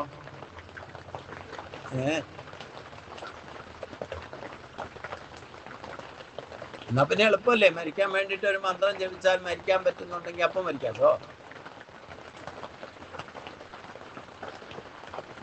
അപ്പൊ നമ്മുടെ സ്വഭാവം ഇപ്പോഴത്തെ സ്ഥിതി മനസ്സിലാക്കുക. നമ്മുടെ ബേസിക് തിയറി ഈ സത്വഗുണത്തിലേക്ക് എത്തുക എന്നായിരിക്കണം ലക്ഷ്യം. ആ ലക്ഷ്യം തീരുമാനിച്ചാൽ നമ്മൾ ഒരു കാരണവശാലും തമോ ഗുണം വർദ്ധിപ്പിക്കുന്ന കാര്യം ഒരിക്കലും ചെയ്യില്ല എന്ന് നിശ്ചയിച്ചോ. എന്നാൽ തമോ ഗുണത്തെ ഉപേക്ഷിക്കാൻ പറ്റില്ല. അതിനെ വേണ്ടത് വേണ്ട സമയത്ത് ഉപയോഗിക്കണം. നമുക്ക് കുറച്ചു നേരം വിശ്രമിക്കണമെങ്കിൽ, ഉറങ്ങണമെങ്കിൽ തമോ ഗുണം വേണം. അപ്പൊ ഉറങ്ങാൻ വിശ്രമിക്കാൻ വേണ്ടി മാത്രമേ തമസിനെ ആശ്രയിക്കാവുള്ളൂ. അല്ലാതെ ഒരു കാരണവശാലും തമോ ഗുണം വർദ്ധിപ്പിക്കുന്ന ഭക്ഷണ രീതികള്, കർമ്മങ്ങള്, ലഹരി പദാർത്ഥങ്ങള്, മാംസാഹാരം, ഇല്ലെങ്കിൽ പകൽ കിടന്നുറങ്ങുക, ഇങ്ങനെയുള്ള ശീലങ്ങളൊക്കെ ഉപേക്ഷിക്കണം എന്നാണ്. അത് തമസിനെ വർദ്ധിപ്പിക്കും. അപ്പൊ ആദ്യം തീരുമാനിക്കേണ്ടത് എന്താ? ഒരു കാരണവശാലും ഞാൻ തമസിനെ വർദ്ധിപ്പിക്കില്ല. തമോ ഗുണം പ്രകൃതിയിൽ അധികമുള്ള സമയത്തും അവിടെ സാത്വികനായിട്ട് സാത്വിക സ്വഭാവത്തെ ക്രിയേറ്റ് ചെയ്യാൻ ഞാൻ ശ്രമിക്കും എന്ന് നിശ്ചയിക്കും. ഇപ്പൊ 15 മണിക്കൂറാണ് തമോ ഗുണം പ്രകൃതിയിൽ ഒരു ദിവസം തന്നെ പ്രകടമാകുന്നതെങ്കിൽ ആ 15 മണിക്കൂറിന്റെ മധ്യത്തിലാണ് സായം സന്ധ്യ വരിക. 7.5 മണിക്കൂർ അവിടെ നിന്നും 7.5 മണിക്കൂർ ഇങ്ങോട്ടും ചിന്തിച്ചാൽ അത് രണ്ടും കൂടെ സന്ധിക്കുന്ന സമയമാണ് സന്ധ്യ എന്ന് പറയുന്നത്. അപ്പൊ ആ സമയം ഏറ്റവും കൂടുതൽ അസുരിഭാവം തമോ ഗുണത്തിന്റെ ആധിക്യമുള്ളത് സായം സന്ധ്യ സമയത്താണ്. അപ്പം ആ സമയത്ത് ഈശ്വര കയ്യും കാലും കഴുകിയിട്ട് ഈശ്വരനെ വിചാരിക്കാനുള്ള ഒരു ഭാവം നമുക്ക് പൂർവികരായിട്ട് തന്നെ കാണിച്ചു തന്നിട്ടൊക്കെ ഉണ്ട്. അപ്പൊ സത്യം ഏറ്റവും കൂടുതൽ തമോ ഗുണ ആധിക്യം ഉള്ളപ്പോൾ ഈശ്വരനെ ഭജിച്ചാൽ അവിടെ സാത്വിക ഭാവം നമുക്ക് കൈവരുത്താൻ സാധിക്കും. പിന്നെ സാത്വിക ഗുണമുള്ള സമയത്ത് എഴുന്നേൽക്കുന്ന ശീലം ഉണ്ടാക്കുക. സൂര്യൻ ഉദിക്കുന്നതിന് മുമ്പ് എഴുന്നേറ്റ് പഠിച്ചാൽ തന്നെ നിങ്ങളെ സാത്വിക ഗുണം വർത്തിക്കും. അതായത് പ്രകൃതിയിൽ എന്ത് ഗുണം എപ്പോൾ പ്രകടമാകുന്നോ അതിനെ ചേർന്ന് പ്രവർത്തിക്കാൻ ശ്രമിക്കുക. തമോ ഗുണത്തെ ഒരിക്കലും വിശ്രമിക്കാൻ മാത്രമേ ഉപയോഗിക്കാവുള്ളൂ. എന്നാൽ അത് നമ്മുടെ സാത്വികത വർദ്ധിപ്പിക്കാൻ ശ്രമിച്ചാൽ ഏറ്റവും കൂടുതൽ നമ്മൾ തടസ്സം ഉണ്ടാക്കുന്ന താമസമായിരിക്കും. ഇപ്പൊ രാവിലെ നേരത്തെ എഴുന്നേക്കണം തീരുമാനിച്ചാൽ തമോ ഗുണം അത് ഉയർത്താൻ സമ്മതിക്കില്ല. ആ തമസ് രാവിലെ അലാറം വെച്ചിട്ട് കിടന്നാലും നേരത്തെ എഴുന്നേക്കണം എന്ന് തോന്നിയാൽ തമോ ഗുണം രാവിലത്തെ സമയം ഉറങ്ങാൻ സുഖമല്ലേ, മൂടിപ്പോച്ച് കിടക്കുള്ളൂ. അലാറം വെച്ചിട്ട് കിടന്നാൽ അത് ഓഫ് ചെയ്തിട്ട് കിടക്കും. അപ്പൊ തമസാണ് തടസ്സം നിൽക്കുക. സത്വഗുണം വർദ്ധിപ്പിക്കാൻ ശ്രമിച്ചാൽ തമോ ഗുണം നമുക്ക് എപ്പോഴും ക്ലേശങ്ങളും തടസ്സം ഉണ്ടാക്കിക്കൊണ്ടിരിക്കും. ആ തമോ ഗുണത്തെ ജയിക്കാൻ വേണ്ടിയിട്ട് ഈശ്വരൻ വസ്തു നൽകിയിട്ട് പഞ്ചഭൂതങ്ങളിൽ ഒന്നാണ് അത്. അപ്പൊ രാവിലെ നേരത്തെ എഴുന്നേക്കണം തീരുമാനിച്ചാലേ ഒന്നുകിൽ അലാറം വെച്ച് എഴുന്നേറ്റാലും ഉറക്കം പിന്നെയും വരുന്നുണ്ടെന്ന് വെച്ച് കഴിഞ്ഞാൽ ഒന്നുകിൽ തണുത്ത ജലം കുടിക്കുക, പിന്നെ എന്നിട്ടും ഉറക്കം പോകുന്നില്ല എന്നുണ്ടെങ്കിൽ കയ്യും കാലും ഒക്കെ തണുത്ത വെള്ളം കൊണ്ട് കഴുകുക, കയ്യും കാലും മുഖമൊക്കെ കഴുകുക. എന്നിട്ടും തമോ ഗുണം വിടുന്നില്ല എന്നുണ്ടെങ്കിൽ തലയിൽ ഒരു കുടം വെള്ളം ഒഴിച്ചോളൂ. എഴുന്നേക്കാതെ പറ്റില്ല. അതൊരു ശീലമാക്കിയാൽ നിങ്ങളുടെ സ്വഭാവത്തിൽ പരിവർത്തനം ഉണ്ടാകും. പ്രകൃതിയിൽ സത്വഗുണം ഉള്ളപ്പോൾ അതിനോട് കൂടുതൽ ചേരാൻ ശ്രമിക്കണം നമ്മുടെ സ്വഭാവം കൊണ്ട്. അപ്പോഴേ നമുക്ക് ഈ പറയുന്ന അറിവുകൾ ഉൾക്കൊണ്ടുകൊണ്ട് ഈശ്വരിലേക്ക് എത്താൻ സാധിക്കും. സത്വഗുണം ഉണ്ടാകാതെ നിങ്ങൾക്ക് പഠിക്കുന്ന കുട്ടികളാണെങ്കിലും ഇല്ല, ഭൗതികമായ അറിവ് ഗ്രാഫിംഗ് പവർ കൂടണമെന്നൊക്കെ ഉണ്ടെങ്കിൽ സൂര്യൻ ഉദിക്കുന്നതിന് മുമ്പ് എഴുന്നേറ്റ് മതിയാവും. ആ സമയത്ത് പഠിച്ചാൽ ക്യാച്ചിങ് പവർ കൂടുതലായിരിക്കും, ഗ്രാഫിംഗ് പവർ കൂടുതൽ കിട്ടും. അപ്പം അതൊക്കെ ആ സമയത്ത് നമ്മൾ ആ പ്രകൃതിയിൽ എപ്പം നമ്മളെ അനുഗ്രഹിക്കാൻ വേണ്ടിയിട്ടുള്ള സിസ്റ്റം ഉണ്ട്, ആ സമയത്തോട് ചേർന്ന് പ്രവർത്തിക്കണം എന്ന് നിശ്ചയിക്കണം എന്നർത്ഥം. അത് അനുഷ്ഠാനങ്ങളിലെ നിത്യനൈമിത്യ കർമ്മങ്ങളിലൊക്കെ മാറ്റം വരുത്തണം. പിന്നെ രജോ ഗുണം ഉള്ളപ്പോഴാണ് നമ്മൾ ഏത് കാര്യം ചെയ്യാൻ പ്രേരണ നൽകുന്നത് രജോ ഗുണമായിരിക്കും. അപ്പോൾ ആ നമ്മൾ ചെയ്യുന്ന സ്വധർമ്മങ്ങൾ എന്താണോ ജോലി ചെയ്തുകൊണ്ടിരിക്കുന്നത് അതൊക്കെ കൃത്യമായിട്ട് ആ രജോ ഗുണ ആധിക്യമുള്ള സമയത്ത് തന്നെ നമ്മൾ നോർമലി എങ്ങനെയാണ് ഓഫീസിൽ പോകുന്നതും സ്കൂളിൽ പോകുന്നതും ഒക്കെ സൂര്യൻ ഉദിച്ചതിന് ശേഷമാണ്. പക്ഷേ അവിടെ കർമ്മങ്ങൾ കാടുപടച്ച് കർമ്മം ചെയ്താൽ ഈശ്വരനിലേക്ക് എത്താൻ പറ്റില്ല. അപ്പൊ അതുകൊണ്ട് കുറച്ച് കാര്യങ്ങളെങ്കിലും നമ്മൾ ഭൗതികമായ ശരീരത്തെ നിലനിർത്തും ജീവിതം നയിക്കാൻ വേണ്ടിയിട്ടുള്ള കർമ്മങ്ങൾ ഉപേക്ഷിക്കണം എന്നല്ല പറയുന്നത്. പക്ഷേ ഈ കർമ്മങ്ങൾ ചെയ്യുമ്പോൾ ഏതൊരു കർമ്മമാണോ ഈശ്വരനിലേക്ക് എത്താൻ വേണ്ടിയിട്ട് നമ്മൾ അനുഷ്ഠിക്കപ്പെടുന്നത്, ഈശ്വരനെ ലക്ഷ്യമാക്കിക്കൊണ്ട് ചെയ്യുന്ന കർമ്മങ്ങൾ അത് ചെയ്യണമെങ്കിൽ തമോ ഗുണം അല്ല, സത്വഗുണം അല്ല, രജോ ഗുണ പ്രഭാവം ഉപയോഗിക്കണം. ഇപ്പൊ കുറച്ചു നേരം ഇരുന്ന് നാമം ജപിക്കണം, ഒരു ക്ഷേത്ര ദർശനം നടത്തണം, അതൊക്കെ ചെയ്യണം എന്നുണ്ടെങ്കിൽ കർമ്മം ചെയ്യണമെങ്കിൽ രജോ ഗുണം വേണമെന്നർത്ഥം. അപ്പൊ അതിന്റെ പ്രഭാവം പ്രകൃതിയിൽ ഏറ്റവും കൂടുതലുള്ള സമയത്ത് അത് വേണ്ട വിധത്തിൽ യൂട്ടിലൈസ് ചെയ്യുക. അതായത് സൂര്യൻ ഉദിച്ചു കഴിഞ്ഞാൽ 12 മണിക്കൂർ അല്ലെ 12 മണി വരെ 6 മണിക്കൂർ സമയമാണ് ശരിക്കും ഈ രജോ ഗുണ പ്രഭാവം ഉള്ളത്. അത് വേണ്ട വിധത്തിൽ യൂട്ടിലൈസ് ചെയ്യുക. അതിൽ കുറച്ച് സമയമെങ്കിലും ഭൗതിക കാര്യങ്ങൾക്ക് വേണ്ടിയിട്ട് മാത്രമല്ല, ഈശ്വര കാര്യങ്ങൾക്ക് വേണ്ടിയിട്ട് നാമം ജപിക്കാനും ഇല്ലെങ്കിൽ അങ്ങനെയുള്ള ക്ഷേത്ര ദർശനത്തിനും അങ്ങനെ ഈശ്വര കാര്യങ്ങൾക്ക് വേണ്ടിയിട്ട് നമ്മൾ ഉപയോഗിക്കണം. അനുഷ്ഠാനം നിത്യനൈമിത്യ കർമ്മങ്ങൾ അതൊക്കെ ചിട്ടപ്പെടുത്തണം. കൃത്യനിഷ്ഠ, ഭക്തി, വിവേചന ശക്തി, ദൃഢനിശ്ചയം, എപ്പോൾ എന്ത് ചെയ്യണം എന്നൊക്കെ കൃത്യനിഷ്ഠയോടുകൂടി അനുഷ്ഠിക്കണം. അതിലൊരു ഡിസിപ്ലിൻ ഉണ്ടായിരിക്കണം. യാതൊരു വിട്ടുവീഴ്ചയും ചെയ്താൽ അല്ലെങ്കിൽ ചടങ്ങ് എന്നുള്ളത് യാന്ത്രികമായിട്ട് ചെയ്താലും ഫലം കിട്ടില്ല.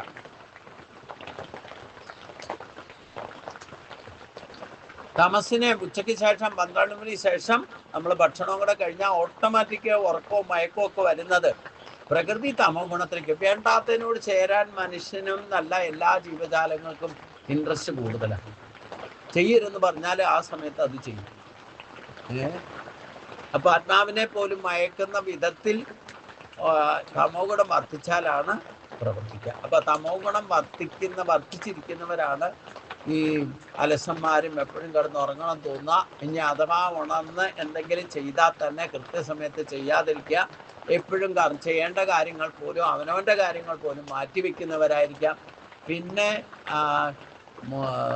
ലഹരി പദാർത്ഥങ്ങളിലൊക്കെ ഇൻട്രസ്റ്റ് ഉള്ളവരായിരിക്കും. മാംസ്യാഹാരത്തിൽ ഇഷ്ടമുള്ള, ഇല്ലെങ്കിൽ പഴകിയതും പൊഴുത്തും, അവർക്കിതൊന്നുമില്ല. വിശക്കുമ്പോൾ എന്തെങ്കിലും കഴിച്ചാൽ മതി എന്നുള്ളൂ, ഇന്നതൊന്നൊന്നുമില്ല.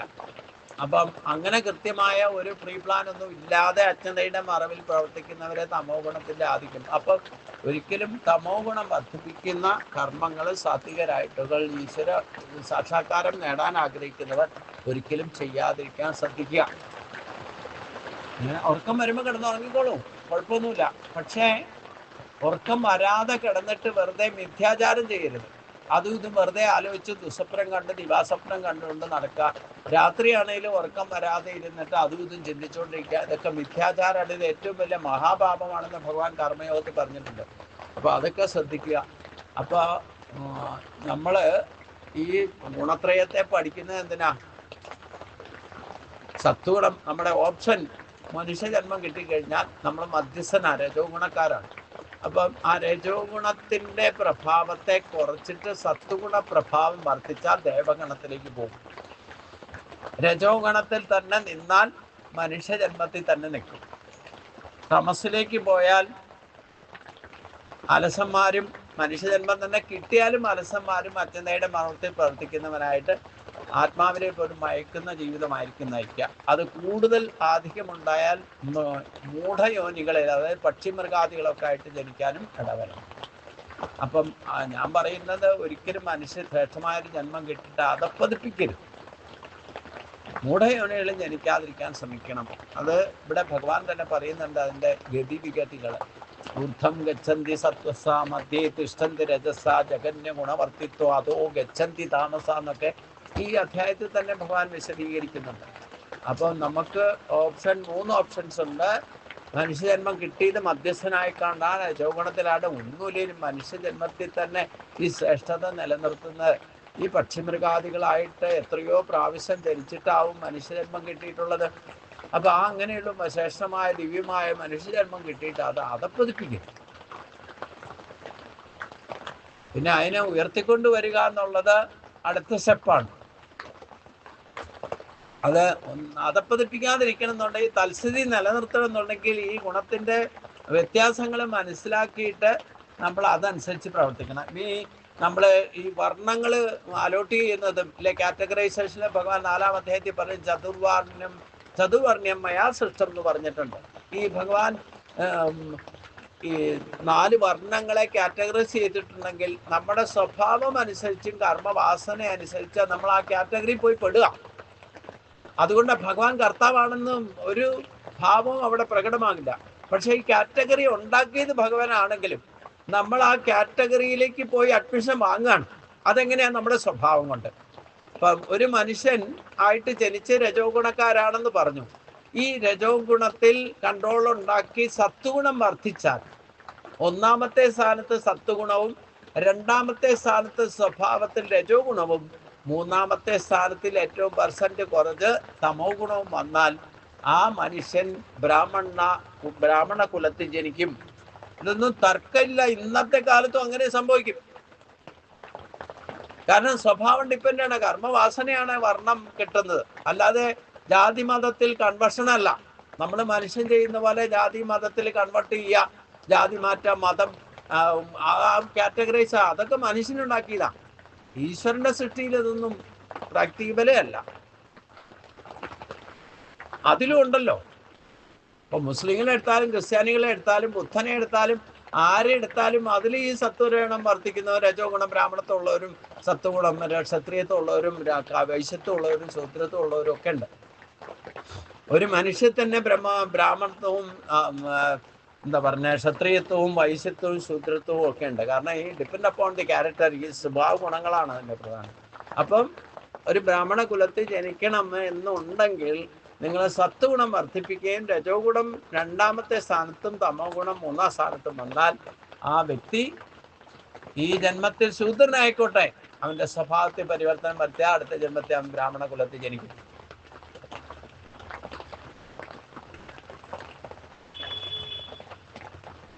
ഇനി ക്ഷത്രിയനായിട്ട് ജനിക്കണം എന്ന് ആഗ്രഹമുള്ളവർ ക്ഷത്രിയനായിട്ട് ജനിക്കുന്നത് രജോ ഗുണം 1-ാം സ്ഥാനത്തും സത്വഗുണം 2-ാം സ്ഥാനത്തും തമോ ഗുണം 3-ാം സ്ഥാനത്തും വന്നാൽ അവൻ അവിടെ പ്രത്യേകം നോട്ട് ചെയ്യണം. രജോ ഗുണം 1-ാം സ്ഥാനത്തും സത്വഗുണം 2-ാം സ്ഥാനത്തും തമോ ഗുണം 3-ാം സ്ഥാനത്തും വന്ന ഒരു സ്വഭാവമുള്ളവൻ അവൻ ക്ഷത്രിയ കുലത്തിൽ ജനിക്കും.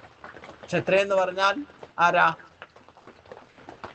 ധർമ്മത്തെ രക്ഷിക്കുന്നവൻ, സ്വയം രക്ഷയും ധർമ്മത്തെ രക്ഷിക്കാനും വേണ്ടിയിട്ട് നിൽക്കുന്ന, അതിന് വേണ്ടിയിട്ട് ശരീരത്തെ രജോ ഗുണത്തിന്റെ ആധിക്യത്തിൽ എന്ത് ചെയ്യാൻ മടിയില്ലാത്ത ഒരു ധർമ്മരക്ഷയ്ക്കായി കൊണ്ട് നിൽക്കുന്ന ഒരു സ്വഭാവമായിരിക്കും രജോ ഗുണം 1-ാം. കർമ്മകുശലതായി ക്ഷത്രിയന്മാരതല്ല, യുദ്ധത്തിലും എല്ലാ കാര്യത്തിലും വീരശൂര പരാക്രമം കാണിക്കുന്നത്.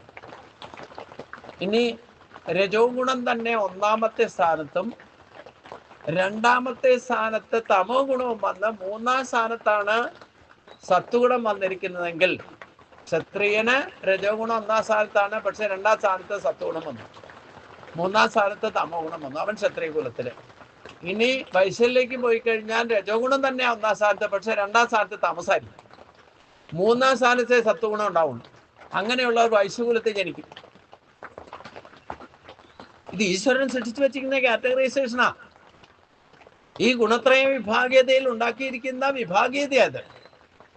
ഇനി ആർക്കാണോ തമോ ഗുണം 1-ാം സ്ഥാനത്തും രജോ ഗുണം 2-ാം സ്ഥാനത്തും സത്വഗുണം 3-ാം സ്ഥാനത്തും സ്വഭാവത്തിൽ ഉണ്ടാക്കുന്നത്, അവൻ ശൂദ്രനായിട്ട് ജനിക്കും.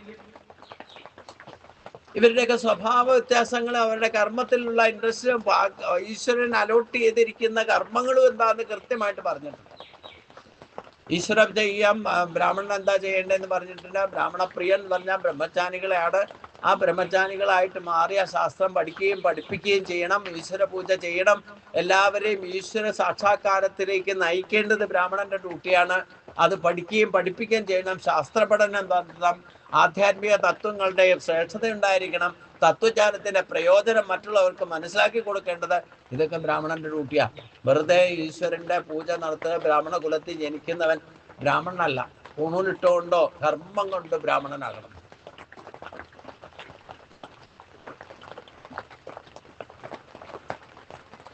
ധർമ്മരക്ഷയാണ് ക്ഷത്രിയന്റെ ധർമ്മം.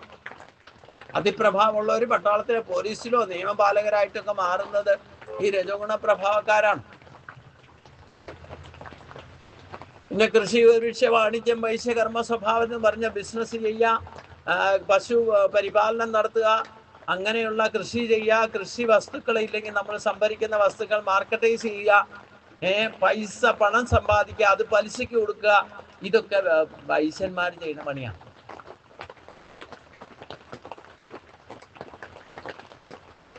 കൃഷി, ഗൗരിഷ്യ, വാണിജ്യം, വൈശ്യകർമ്മ സ്വഭാവജം.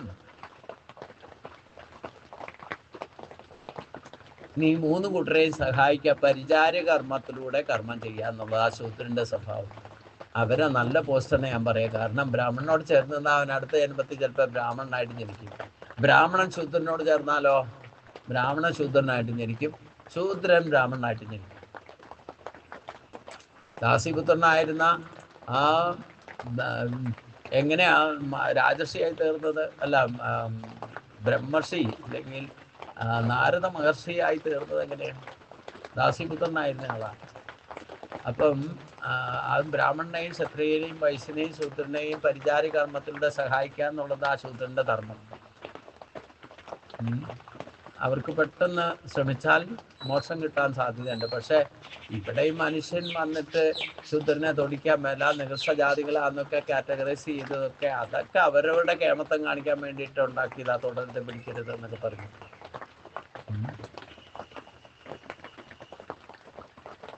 അതുകൊണ്ട് ആരാ നശിച്ചത്? നശിച്ചത് ഈ കാറ്റഗറൈസേഴ്സ് പ്രൈവറ്റായിട്ട് അവരവരുടെ കൃത്രിമം കാണിച്ചിട്ട് ശൂദ്രന്മാരെ നികർഷരായിട്ട് മാറ്റി എങ്ങനെ ജീവിച്ചോ ആ ബ്രാഹ്മണരൊക്കെ തള്ളപ്പെട്ടു യഥാർത്ഥ പാതയിൽ നിന്നും. എന്നിട്ട് ആ സ്ഥാനത്തേക്ക് ഇപ്പൊ ശൂദ്രന്മാർ വന്നുകൊണ്ടിരിക്കുക. നമ്മൾ എന്ത് ചെയ്യുന്നു അതിന്റെ ഫലം അവനവൻ തന്നെ അനുഭവിക്കും.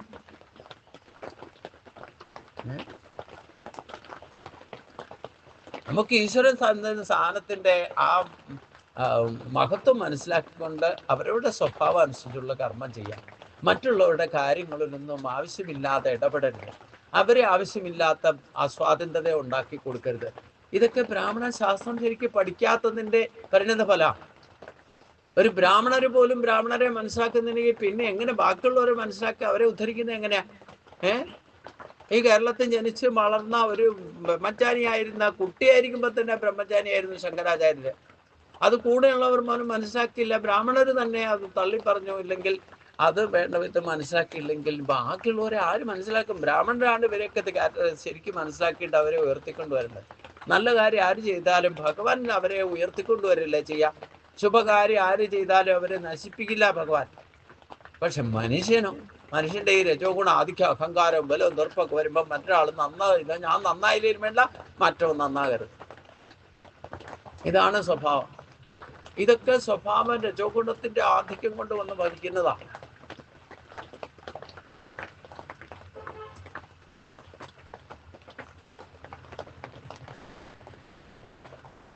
അപ്പൊ നമ്മൾ നമ്മുടെ സ്വഭാവത്തെയാണ് കാറ്റഗറൈസേഷൻ. നമ്മൾ ഏത് കാറ്റഗറിയിലാണ് ഭഗവാൻ കീപ്പപ്പ് ചെയ്തിരിക്കുന്നത് നമ്മളൊന്ന് തിരിച്ചറിയണ്ടേ.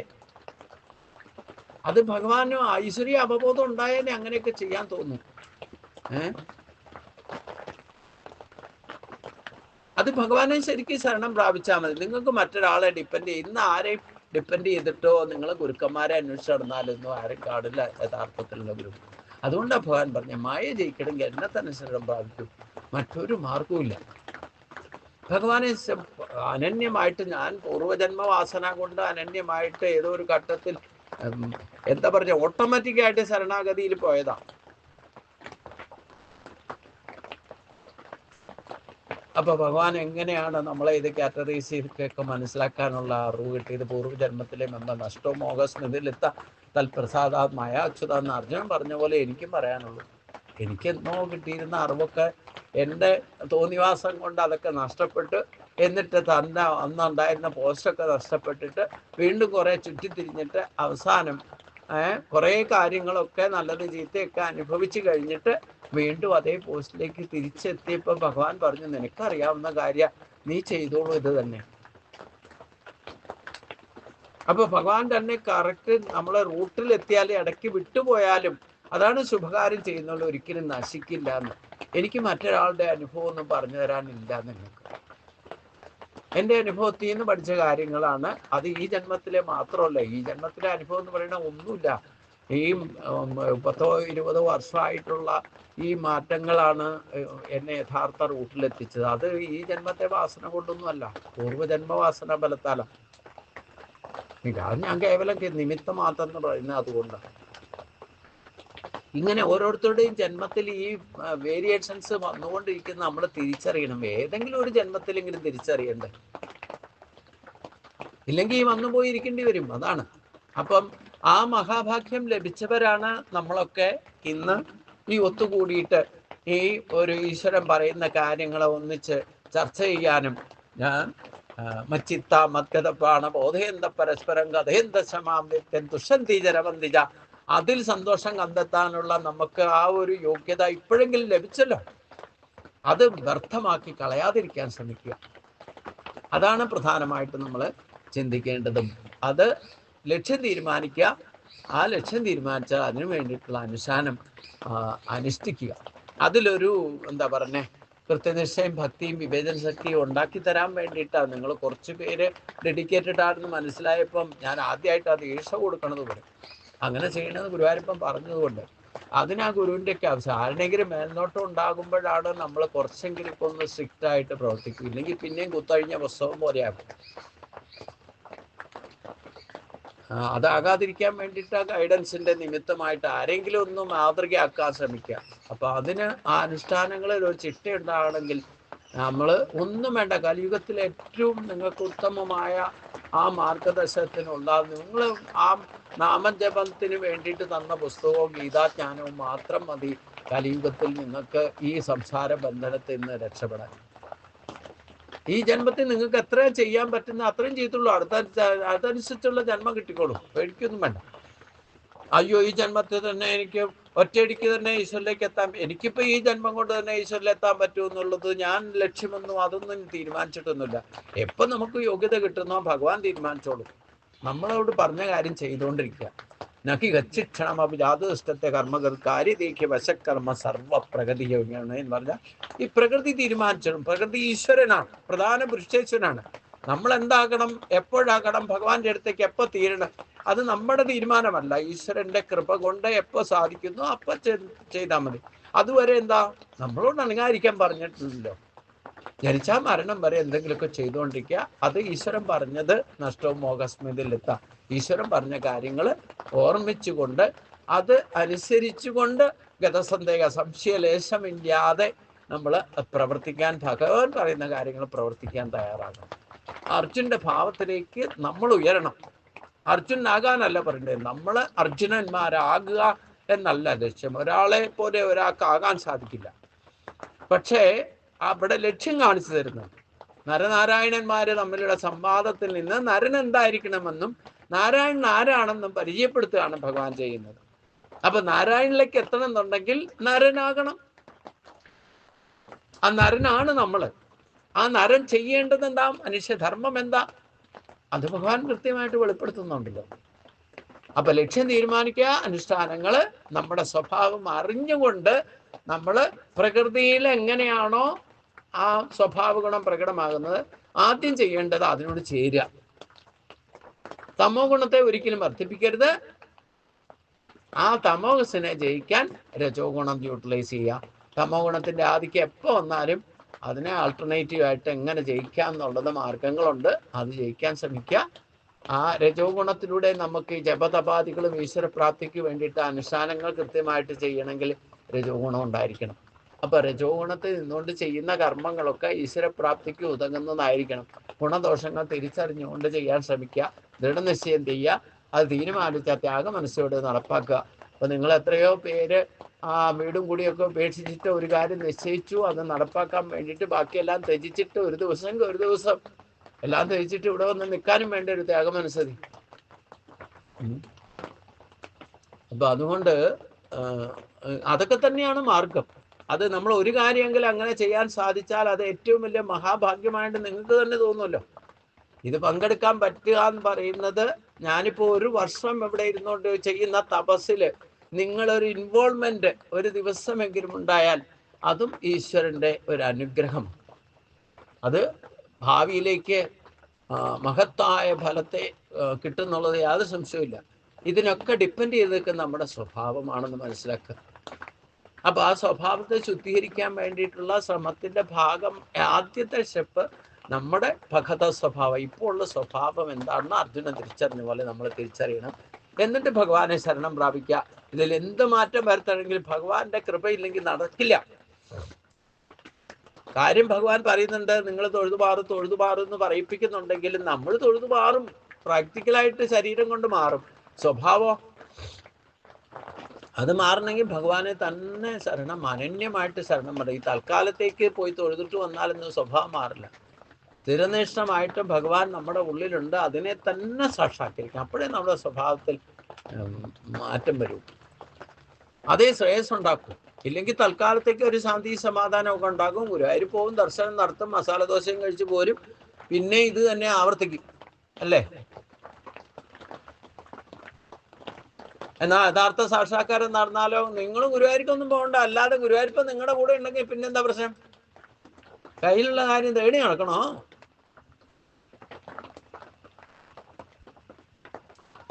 ഞാനിപ്പോൾ അവസ്ഥയില്ല. ഒരു 7 മാസമായിട്ട് ഗുരുവായൂർക്ക് പോയിട്ടില്ല. പോകേണ്ട ആവശ്യമില്ല. ഗുരുവായൂരപ്പൻ്റെ കൂടെ ഉണ്ട്. പിന്നെ ഗുരുവായൂരപ്പൻ തേടെ അവിടെ പോയി തിരക്കണം എന്തിനാ?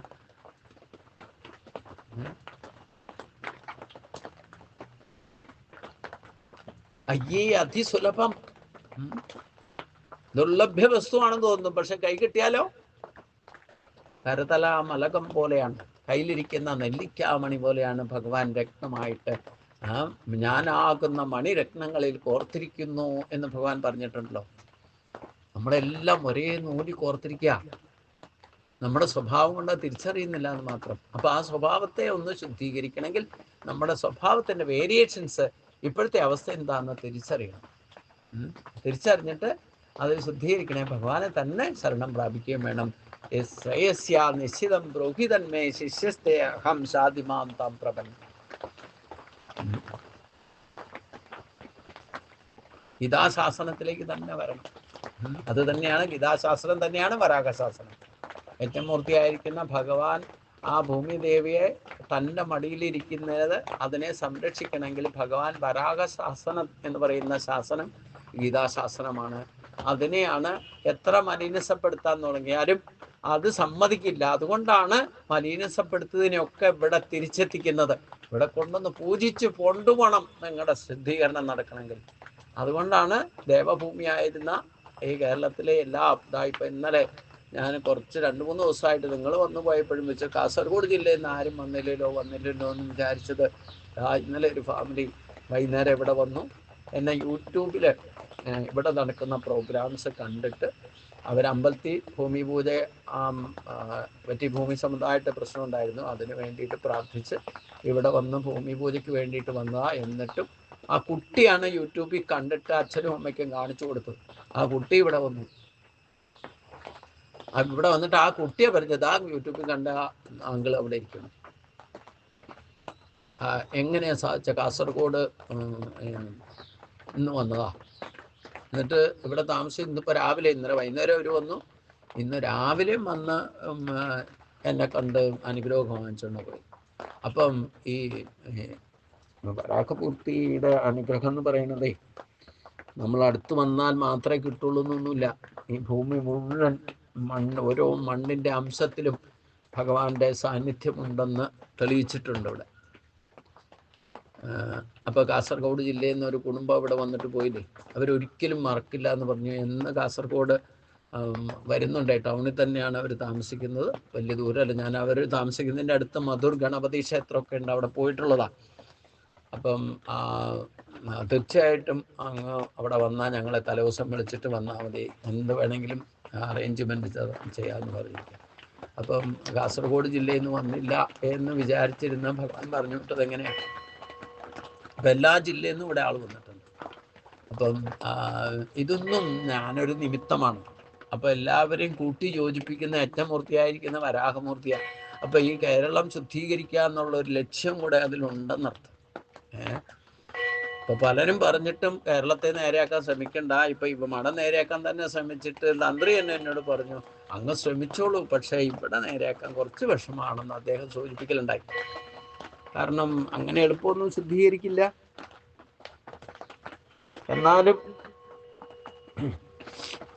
എന്തായാലും പണ്ട് ഇവിടെ ഒരു പന്നിയൂര് ചരിത്രത്തില് ഒരു ഗ്രാമത്തിൽ 1 വർഷം ഭജന ഇരുന്ന ഒരു നമ്പൂരിയെ പറ്റി കേട്ട്, അപ്പത്താടിയേരി എന്ന് പറഞ്ഞിട്ട് ഒരാള് ഇവിടെ 500 വർഷം മുമ്പ് 1 വർഷം ഭജന ഇരുന്നിട്ടുണ്ട്. അതിനുശേഷം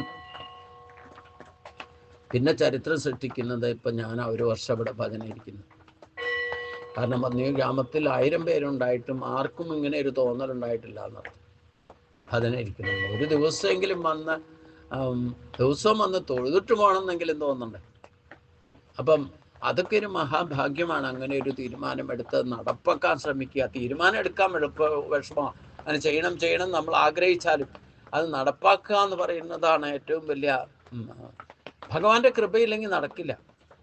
അപ്പം നമ്മളെ കൊണ്ട് നീ എന്നോട് ഭഗവാൻ ഗുരുവായൂരപ്പൻ പറഞ്ഞതും അതെ, നീ സന്യസിക്കുന്നല്ല വേണ്ട, ഗൃഹസ്ഥനായിരുന്നുകൊണ്ട് മാതൃകയായി തീരൂ.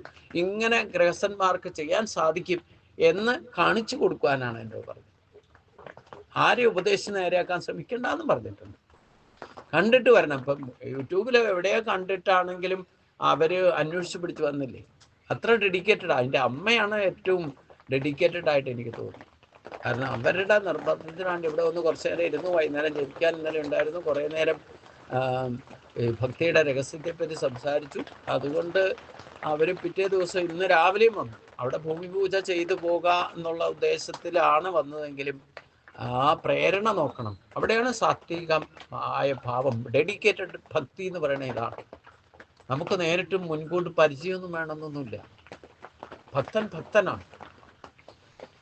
ഏതു ധർമ്യാമൃതമിതം യഥോക്തം പരിഭാസത്തെ സത്തതാനം മത്പരമാ ഭക്താസ്തയും അതീവമേ പ്രിയ എന്ന് പറഞ്ഞിട്ടുണ്ട്. അങ്ങനെയുള്ളവരാണ് മച്ചിത്ത മദ്ഗതപ്രാണ ബോധയന്ത പരസ്പരം എന്ന അവസ്ഥയിലേക്ക് എത്തുന്നത്. അപ്പം നിങ്ങൾ തന്നെ 3, 4, 5 ജില്ലകളിൽ, ഞാൻ ഓരോരുത്തരുടെയും ജില്ലയൊന്നും ചോദിച്ചൊന്നും പരിചയപ്പെട്ടൊന്നുമില്ല, എന്നാലും ഏകദേശം ഒരു 5 ജില്ലയിൽ നിന്നുള്ളവർ ഇവിടെ വന്നെങ്കിൽ യാതൊരു സംശയമില്ല. ആ ജില്ലയിലൊക്കെ ഞാൻ പോയിട്ടുണ്ട്. ഞാൻ പോകാത്ത ഒരു ജില്ലയും കേരളത്തിലില്ല. അപ്പൊ അതിന്റെ ഗുണവും കൂടെയാണ് ആര് വിളിച്ചാലും നമ്മൾ ചെയ്യാൻ സന്തോഷമുള്ളൂ എന്ന് പറയാൻ കാരണം. എവിടുന്നാണേലും, ഏത് ജില്ലയിൽ നിന്നാണെങ്കിലും. ഇപ്പൊ ഇങ്ങോട്ട് വിളിച്ച് എനിക്കിപ്പം ഓരോരുത്തർക്ക് ചോദിക്കുന്നവർക്ക് ഡേറ്റ് കൊടുക്കാൻ പറ്റാത്തൊരവസ്ഥ ഇങ്ങോട്ട് വരുമോ എന്ന് സംശയമുണ്ട് ഇപ്പം. കാരണം ഇനി 2 മാസവും കൂടെ ഉള്ളൂ നാരായണിയും പാരായണിയും ഒക്കെ. അതിന്റെ പേരിലെങ്കിലും കുറച്ച് പേര് ഇവിടെ വരുമല്ലോ. അപ്പൊ എന്തായാലും ഇതൊക്കെ ഭക്തിയുടെ ആ അച്ചീവ്മെന്റിന്റെ ഒരു ഭാവമാണ്. കണ്ടിട്ടെങ്കിലും നിങ്ങളിൽ മറ്റുള്ളവർ കുറച്ച് പേരെങ്കിലും 100 പേരിൽ മനുഷ്യാണാം സഹസ്രേഷു കച്ചിൽ യഥാമത് സിദ്ധാനാം ഭഗവാൻ തന്നെ പറഞ്ഞേക്കണേ എങ്ങനെയാ. അപ്പം കലിയുഗം കൂടെയാ. അങ്ങനെ എളുപ്പമൊന്നും മാറ്റങ്ങൾ ഉണ്ടാക്കാൻ കുടുംബത്തിലായാലും പുറത്തിറങ്ങി. എൻ്റെ ലോകമേ തറവാടാ. അപ്പൊ എൻ്റെ കുടുംബത്തിലുള്ളവരെ മാറ്റം ഉണ്ടാക്കാൻ വേണ്ടിയിട്ട് ഞാൻ ശ്രമിക്കലൊന്നുമില്ല. ആവശ്യമുള്ളവർ വരും, കാണിക്കും. അങ്ങനെയാണ്. ആരെയും നിർബന്ധിക്കലൊന്നുമില്ല. എൻ്റെ ലോകം തന്നെ കുടുംബമാണെങ്കിൽ പിന്നെ ഇപ്പം ബാക്കി പ്രത്യേകിച്ച് ഒരു കുടുംബത്തിൻ്റെ ആവശ്യമുണ്ട്. അപ്പം ഇതൊക്കെ ഭക്തിയുടെ അച്ചീവ്മെന്റ്സ് ആണ്. നമ്മൾ സത്യഭാവം വർദ്ധിച്ചാൽ ഇങ്ങനെ ലോകാസമസ്ത സുഖിനോ ഭവന്തു എന്നല്ലാതെ മറ്റൊന്നും പ്രാർത്ഥനയില്ല. എന്താ പറഞ്ഞ സ്വാർത്ഥ താല്പര്യമായിട്ട് ഒരു ആഗ്രഹങ്ങളും ഇല്ലാത്തൊരവസ്ഥയിലൊക്കെ നമ്മുടെ സ്വഭാവം ക്രിയേറ്റ് ആവും. ആ ഒരു അവസ്ഥ കൈവന്നാലാണ് നമ്മൾ ഒരിക്കലും ഡെഡിക്കേറ്റഡ് ഭക്തരാകാൻ സാധിക്കും. ആ അനന്യഭക്തി വന്നാലാണ് നമ്മുടെ ഈ പറയുന്ന കാര്യങ്ങൾക്ക് വേണ്ടുന്നതൊക്കെ യോഗക്ഷേമമൊക്കെ ഭഗവാൻ തന്നെ നോക്കിക്കൊള്ളും. എനിക്കിവിടെ പ്രത്യക്ഷമാണ്. ഓരോ ദിവസവും കഴിച്ചു കൂട്ടുന്നതിൽ എൻ്റെ കാര്യത്തിൽ ഞാൻ ഒരിക്കലും വറീഡല്ല. ഇവിടെ നടത്തേണ്ട കാര്യങ്ങളൊക്കെ ഭഗവാൻ നോക്കി നടത്തുന്നുണ്ട്. എന്ത് വേണമെന്ന് വെച്ചാലും അതൊക്കെ ഇവിടെ വേണ്ടുന്നതൊക്കെ എത്തിച്ചു തരുന്നുണ്ട്. അത് ഭക്തരെ എത്തിക്കുന്നുണ്ട്. നമുക്ക് വേണ്ടത്, നമുക്ക് ചെയ്യുന്ന കാര്യങ്ങൾ, നമ്മൾ ഉദ്ദേശിക്കുന്ന കാര്യങ്ങൾ നടപ്പാക്കുക, അതിന് വേണ്ടുന്ന ഇൻഗ്രീഡിയൻസ് മാത്രമൊന്നുമല്ല. അതൊക്കെ മനസ്സിലാക്കാൻ പറ്റുന്ന ഭക്തരെയും ഭഗവാൻ ഇങ്ങോട്ട് പറഞ്ഞു കൊടുത്താൽ അവിടെ പോകും എന്ന് പറഞ്ഞിട്ട് വിട്ടിട്ട് ഇവിടെ വരുന്നവരുണ്ട് അല്ലേ. ഇവിടുന്ന് ഗ്രാമത്തിൽ നിന്ന് വിട്ടുപോയൊരു തന്ത്രി കുടുംബം നാളെ വരുന്നുണ്ട്. അവർ കുടുംബാംഗങ്ങൾ 8 പേരാണ് ഇവിടുന്ന് കുടുംബം വിട്ടുപോയവരാണ്. കോട്ടയം ജില്ലയിൽ നിന്ന് ഇവിടെ വരുന്നുണ്ട്. അപ്പം ഇങ്ങനെ ഇതൊന്നും നമ്മൾ വിളിച്ചു വരുത്തുവോ അല്ലെങ്കിൽ ഭഗവാൻ അതിന് പ്രേരണ നൽകുന്നു എന്നർത്ഥം. ഇതൊക്കെ ഈ ഗുണത്രയ പ്രഭാവമാണ്. ഈ ഗുണങ്ങളുടെ സത്യഗുണം വർദ്ധിച്ചു കഴിഞ്ഞാൽ, വെളിച്ചം കണ്ടു കഴിഞ്ഞാൽ ആരവിടെ എന്താ വെളിച്ചം കാണുന്നത് ശ്രദ്ധിക്കുന്ന പോലെയാണ്. സാത്വിക ഭാവം എവിടെ പ്രഭാവം ഉണ്ടാവുന്നോ അവിടെ ഭക്തരെ ഒന്നിച്ചാക്കും ഭഗവാൻ. ഇത് മറ്റുള്ളവർ കണ്ടു പഠിക്കണം. അതാണ് ഉദ്ദേശ്യം. അതാണ് മാതൃക ആയി തീരണം എന്ന് ഭഗവാൻ പറഞ്ഞതിൻ്റെ കാര്യം. അങ്ങനെ നമ്മൾ ഓരോരുത്തരും ഇതൊക്കെ അറിയുന്നവര് നമ്മൾ മാതൃകയായിട്ട് പ്രവർത്തിച്ച് കാണിച്ചു കൊടുക്കും. മറ്റുള്ളവര് മനഃപൂർവ്വമായിട്ട് അവരെ ഇതിലേക്ക് കൊണ്ടുവരുമോ അല്ലെങ്കിൽ നിർബന്ധിക്കുകയോ ഒന്നും ആവശ്യകതയില്ല. യഥാഴ്ച തഥാ ഗുരു. നമുക്ക് നമ്മുടെ വഴിക്ക് പ്രവർത്തിക്കാനുള്ള സ്വാതന്ത്ര്യം നമുക്കുണ്ട്. അവർക്കുടെ രീതി അനുസരിച്ച് പ്രവർത്തിക്കാനുള്ള സ്വാതന്ത്ര്യം അവർക്കുമുണ്ട്. അഭിപ്രായങ്ങൾ ഇഷ്ടമുള്ളതൊക്കെ പറയാം, ഒരു വിരോധവുമില്ല. പക്ഷെ നമ്മളായിട്ട് തന്നെ നിൽക്കാം. അത് സാധിക്കട്ടെ. ആ ഗുണങ്ങളുടെ പ്രഭാവം നമ്മുടെ സ്വഭാവത്തിലാണ് ആദ്യം കണ്ടുപിടിക്കേണ്ടത്. അതിലാണ് നമ്മുടെ അച്ചീവ്മെന്റ് നമുക്ക് ഉറപ്പിക്കാൻ പറ്റും. അപ്പോൾ അത് സാധിക്കട്ടെ. ഇന്നത്തെ ഭാഗം നമുക്കിവിടെ സമർപ്പിക്കാം. ഓം കായേന വാചാ മനസേന്ദ്രിയർവാ ബുദ്ധ്യാത്മനാ വാ പ്രകൃതേ സ്വഭാവ കരോമി യദ്ദ സകലം പരസ്മൈ നാരായണായേതി സമർപ്പയാമി. നാരായണായേതി സമർപ്പയാമി. ഓം പീതാംബരം കരവിരാശങ്കചക്രം കമോദകിം സരസിം കരുണാസമുദ്രം രാധാശിഖായ മധുസുന്ദരമന്ദകാസം മദാലയേശമനിശം പ്രതിഭാവയാമി. നാരായണ നാരായണ നാരായണ നാരായണ നാരായണ നാരായണ നാരായണ നാരായണ നാരായണ നാരായണ നാരായണ നാരായണ നാരായണ നാരായണ.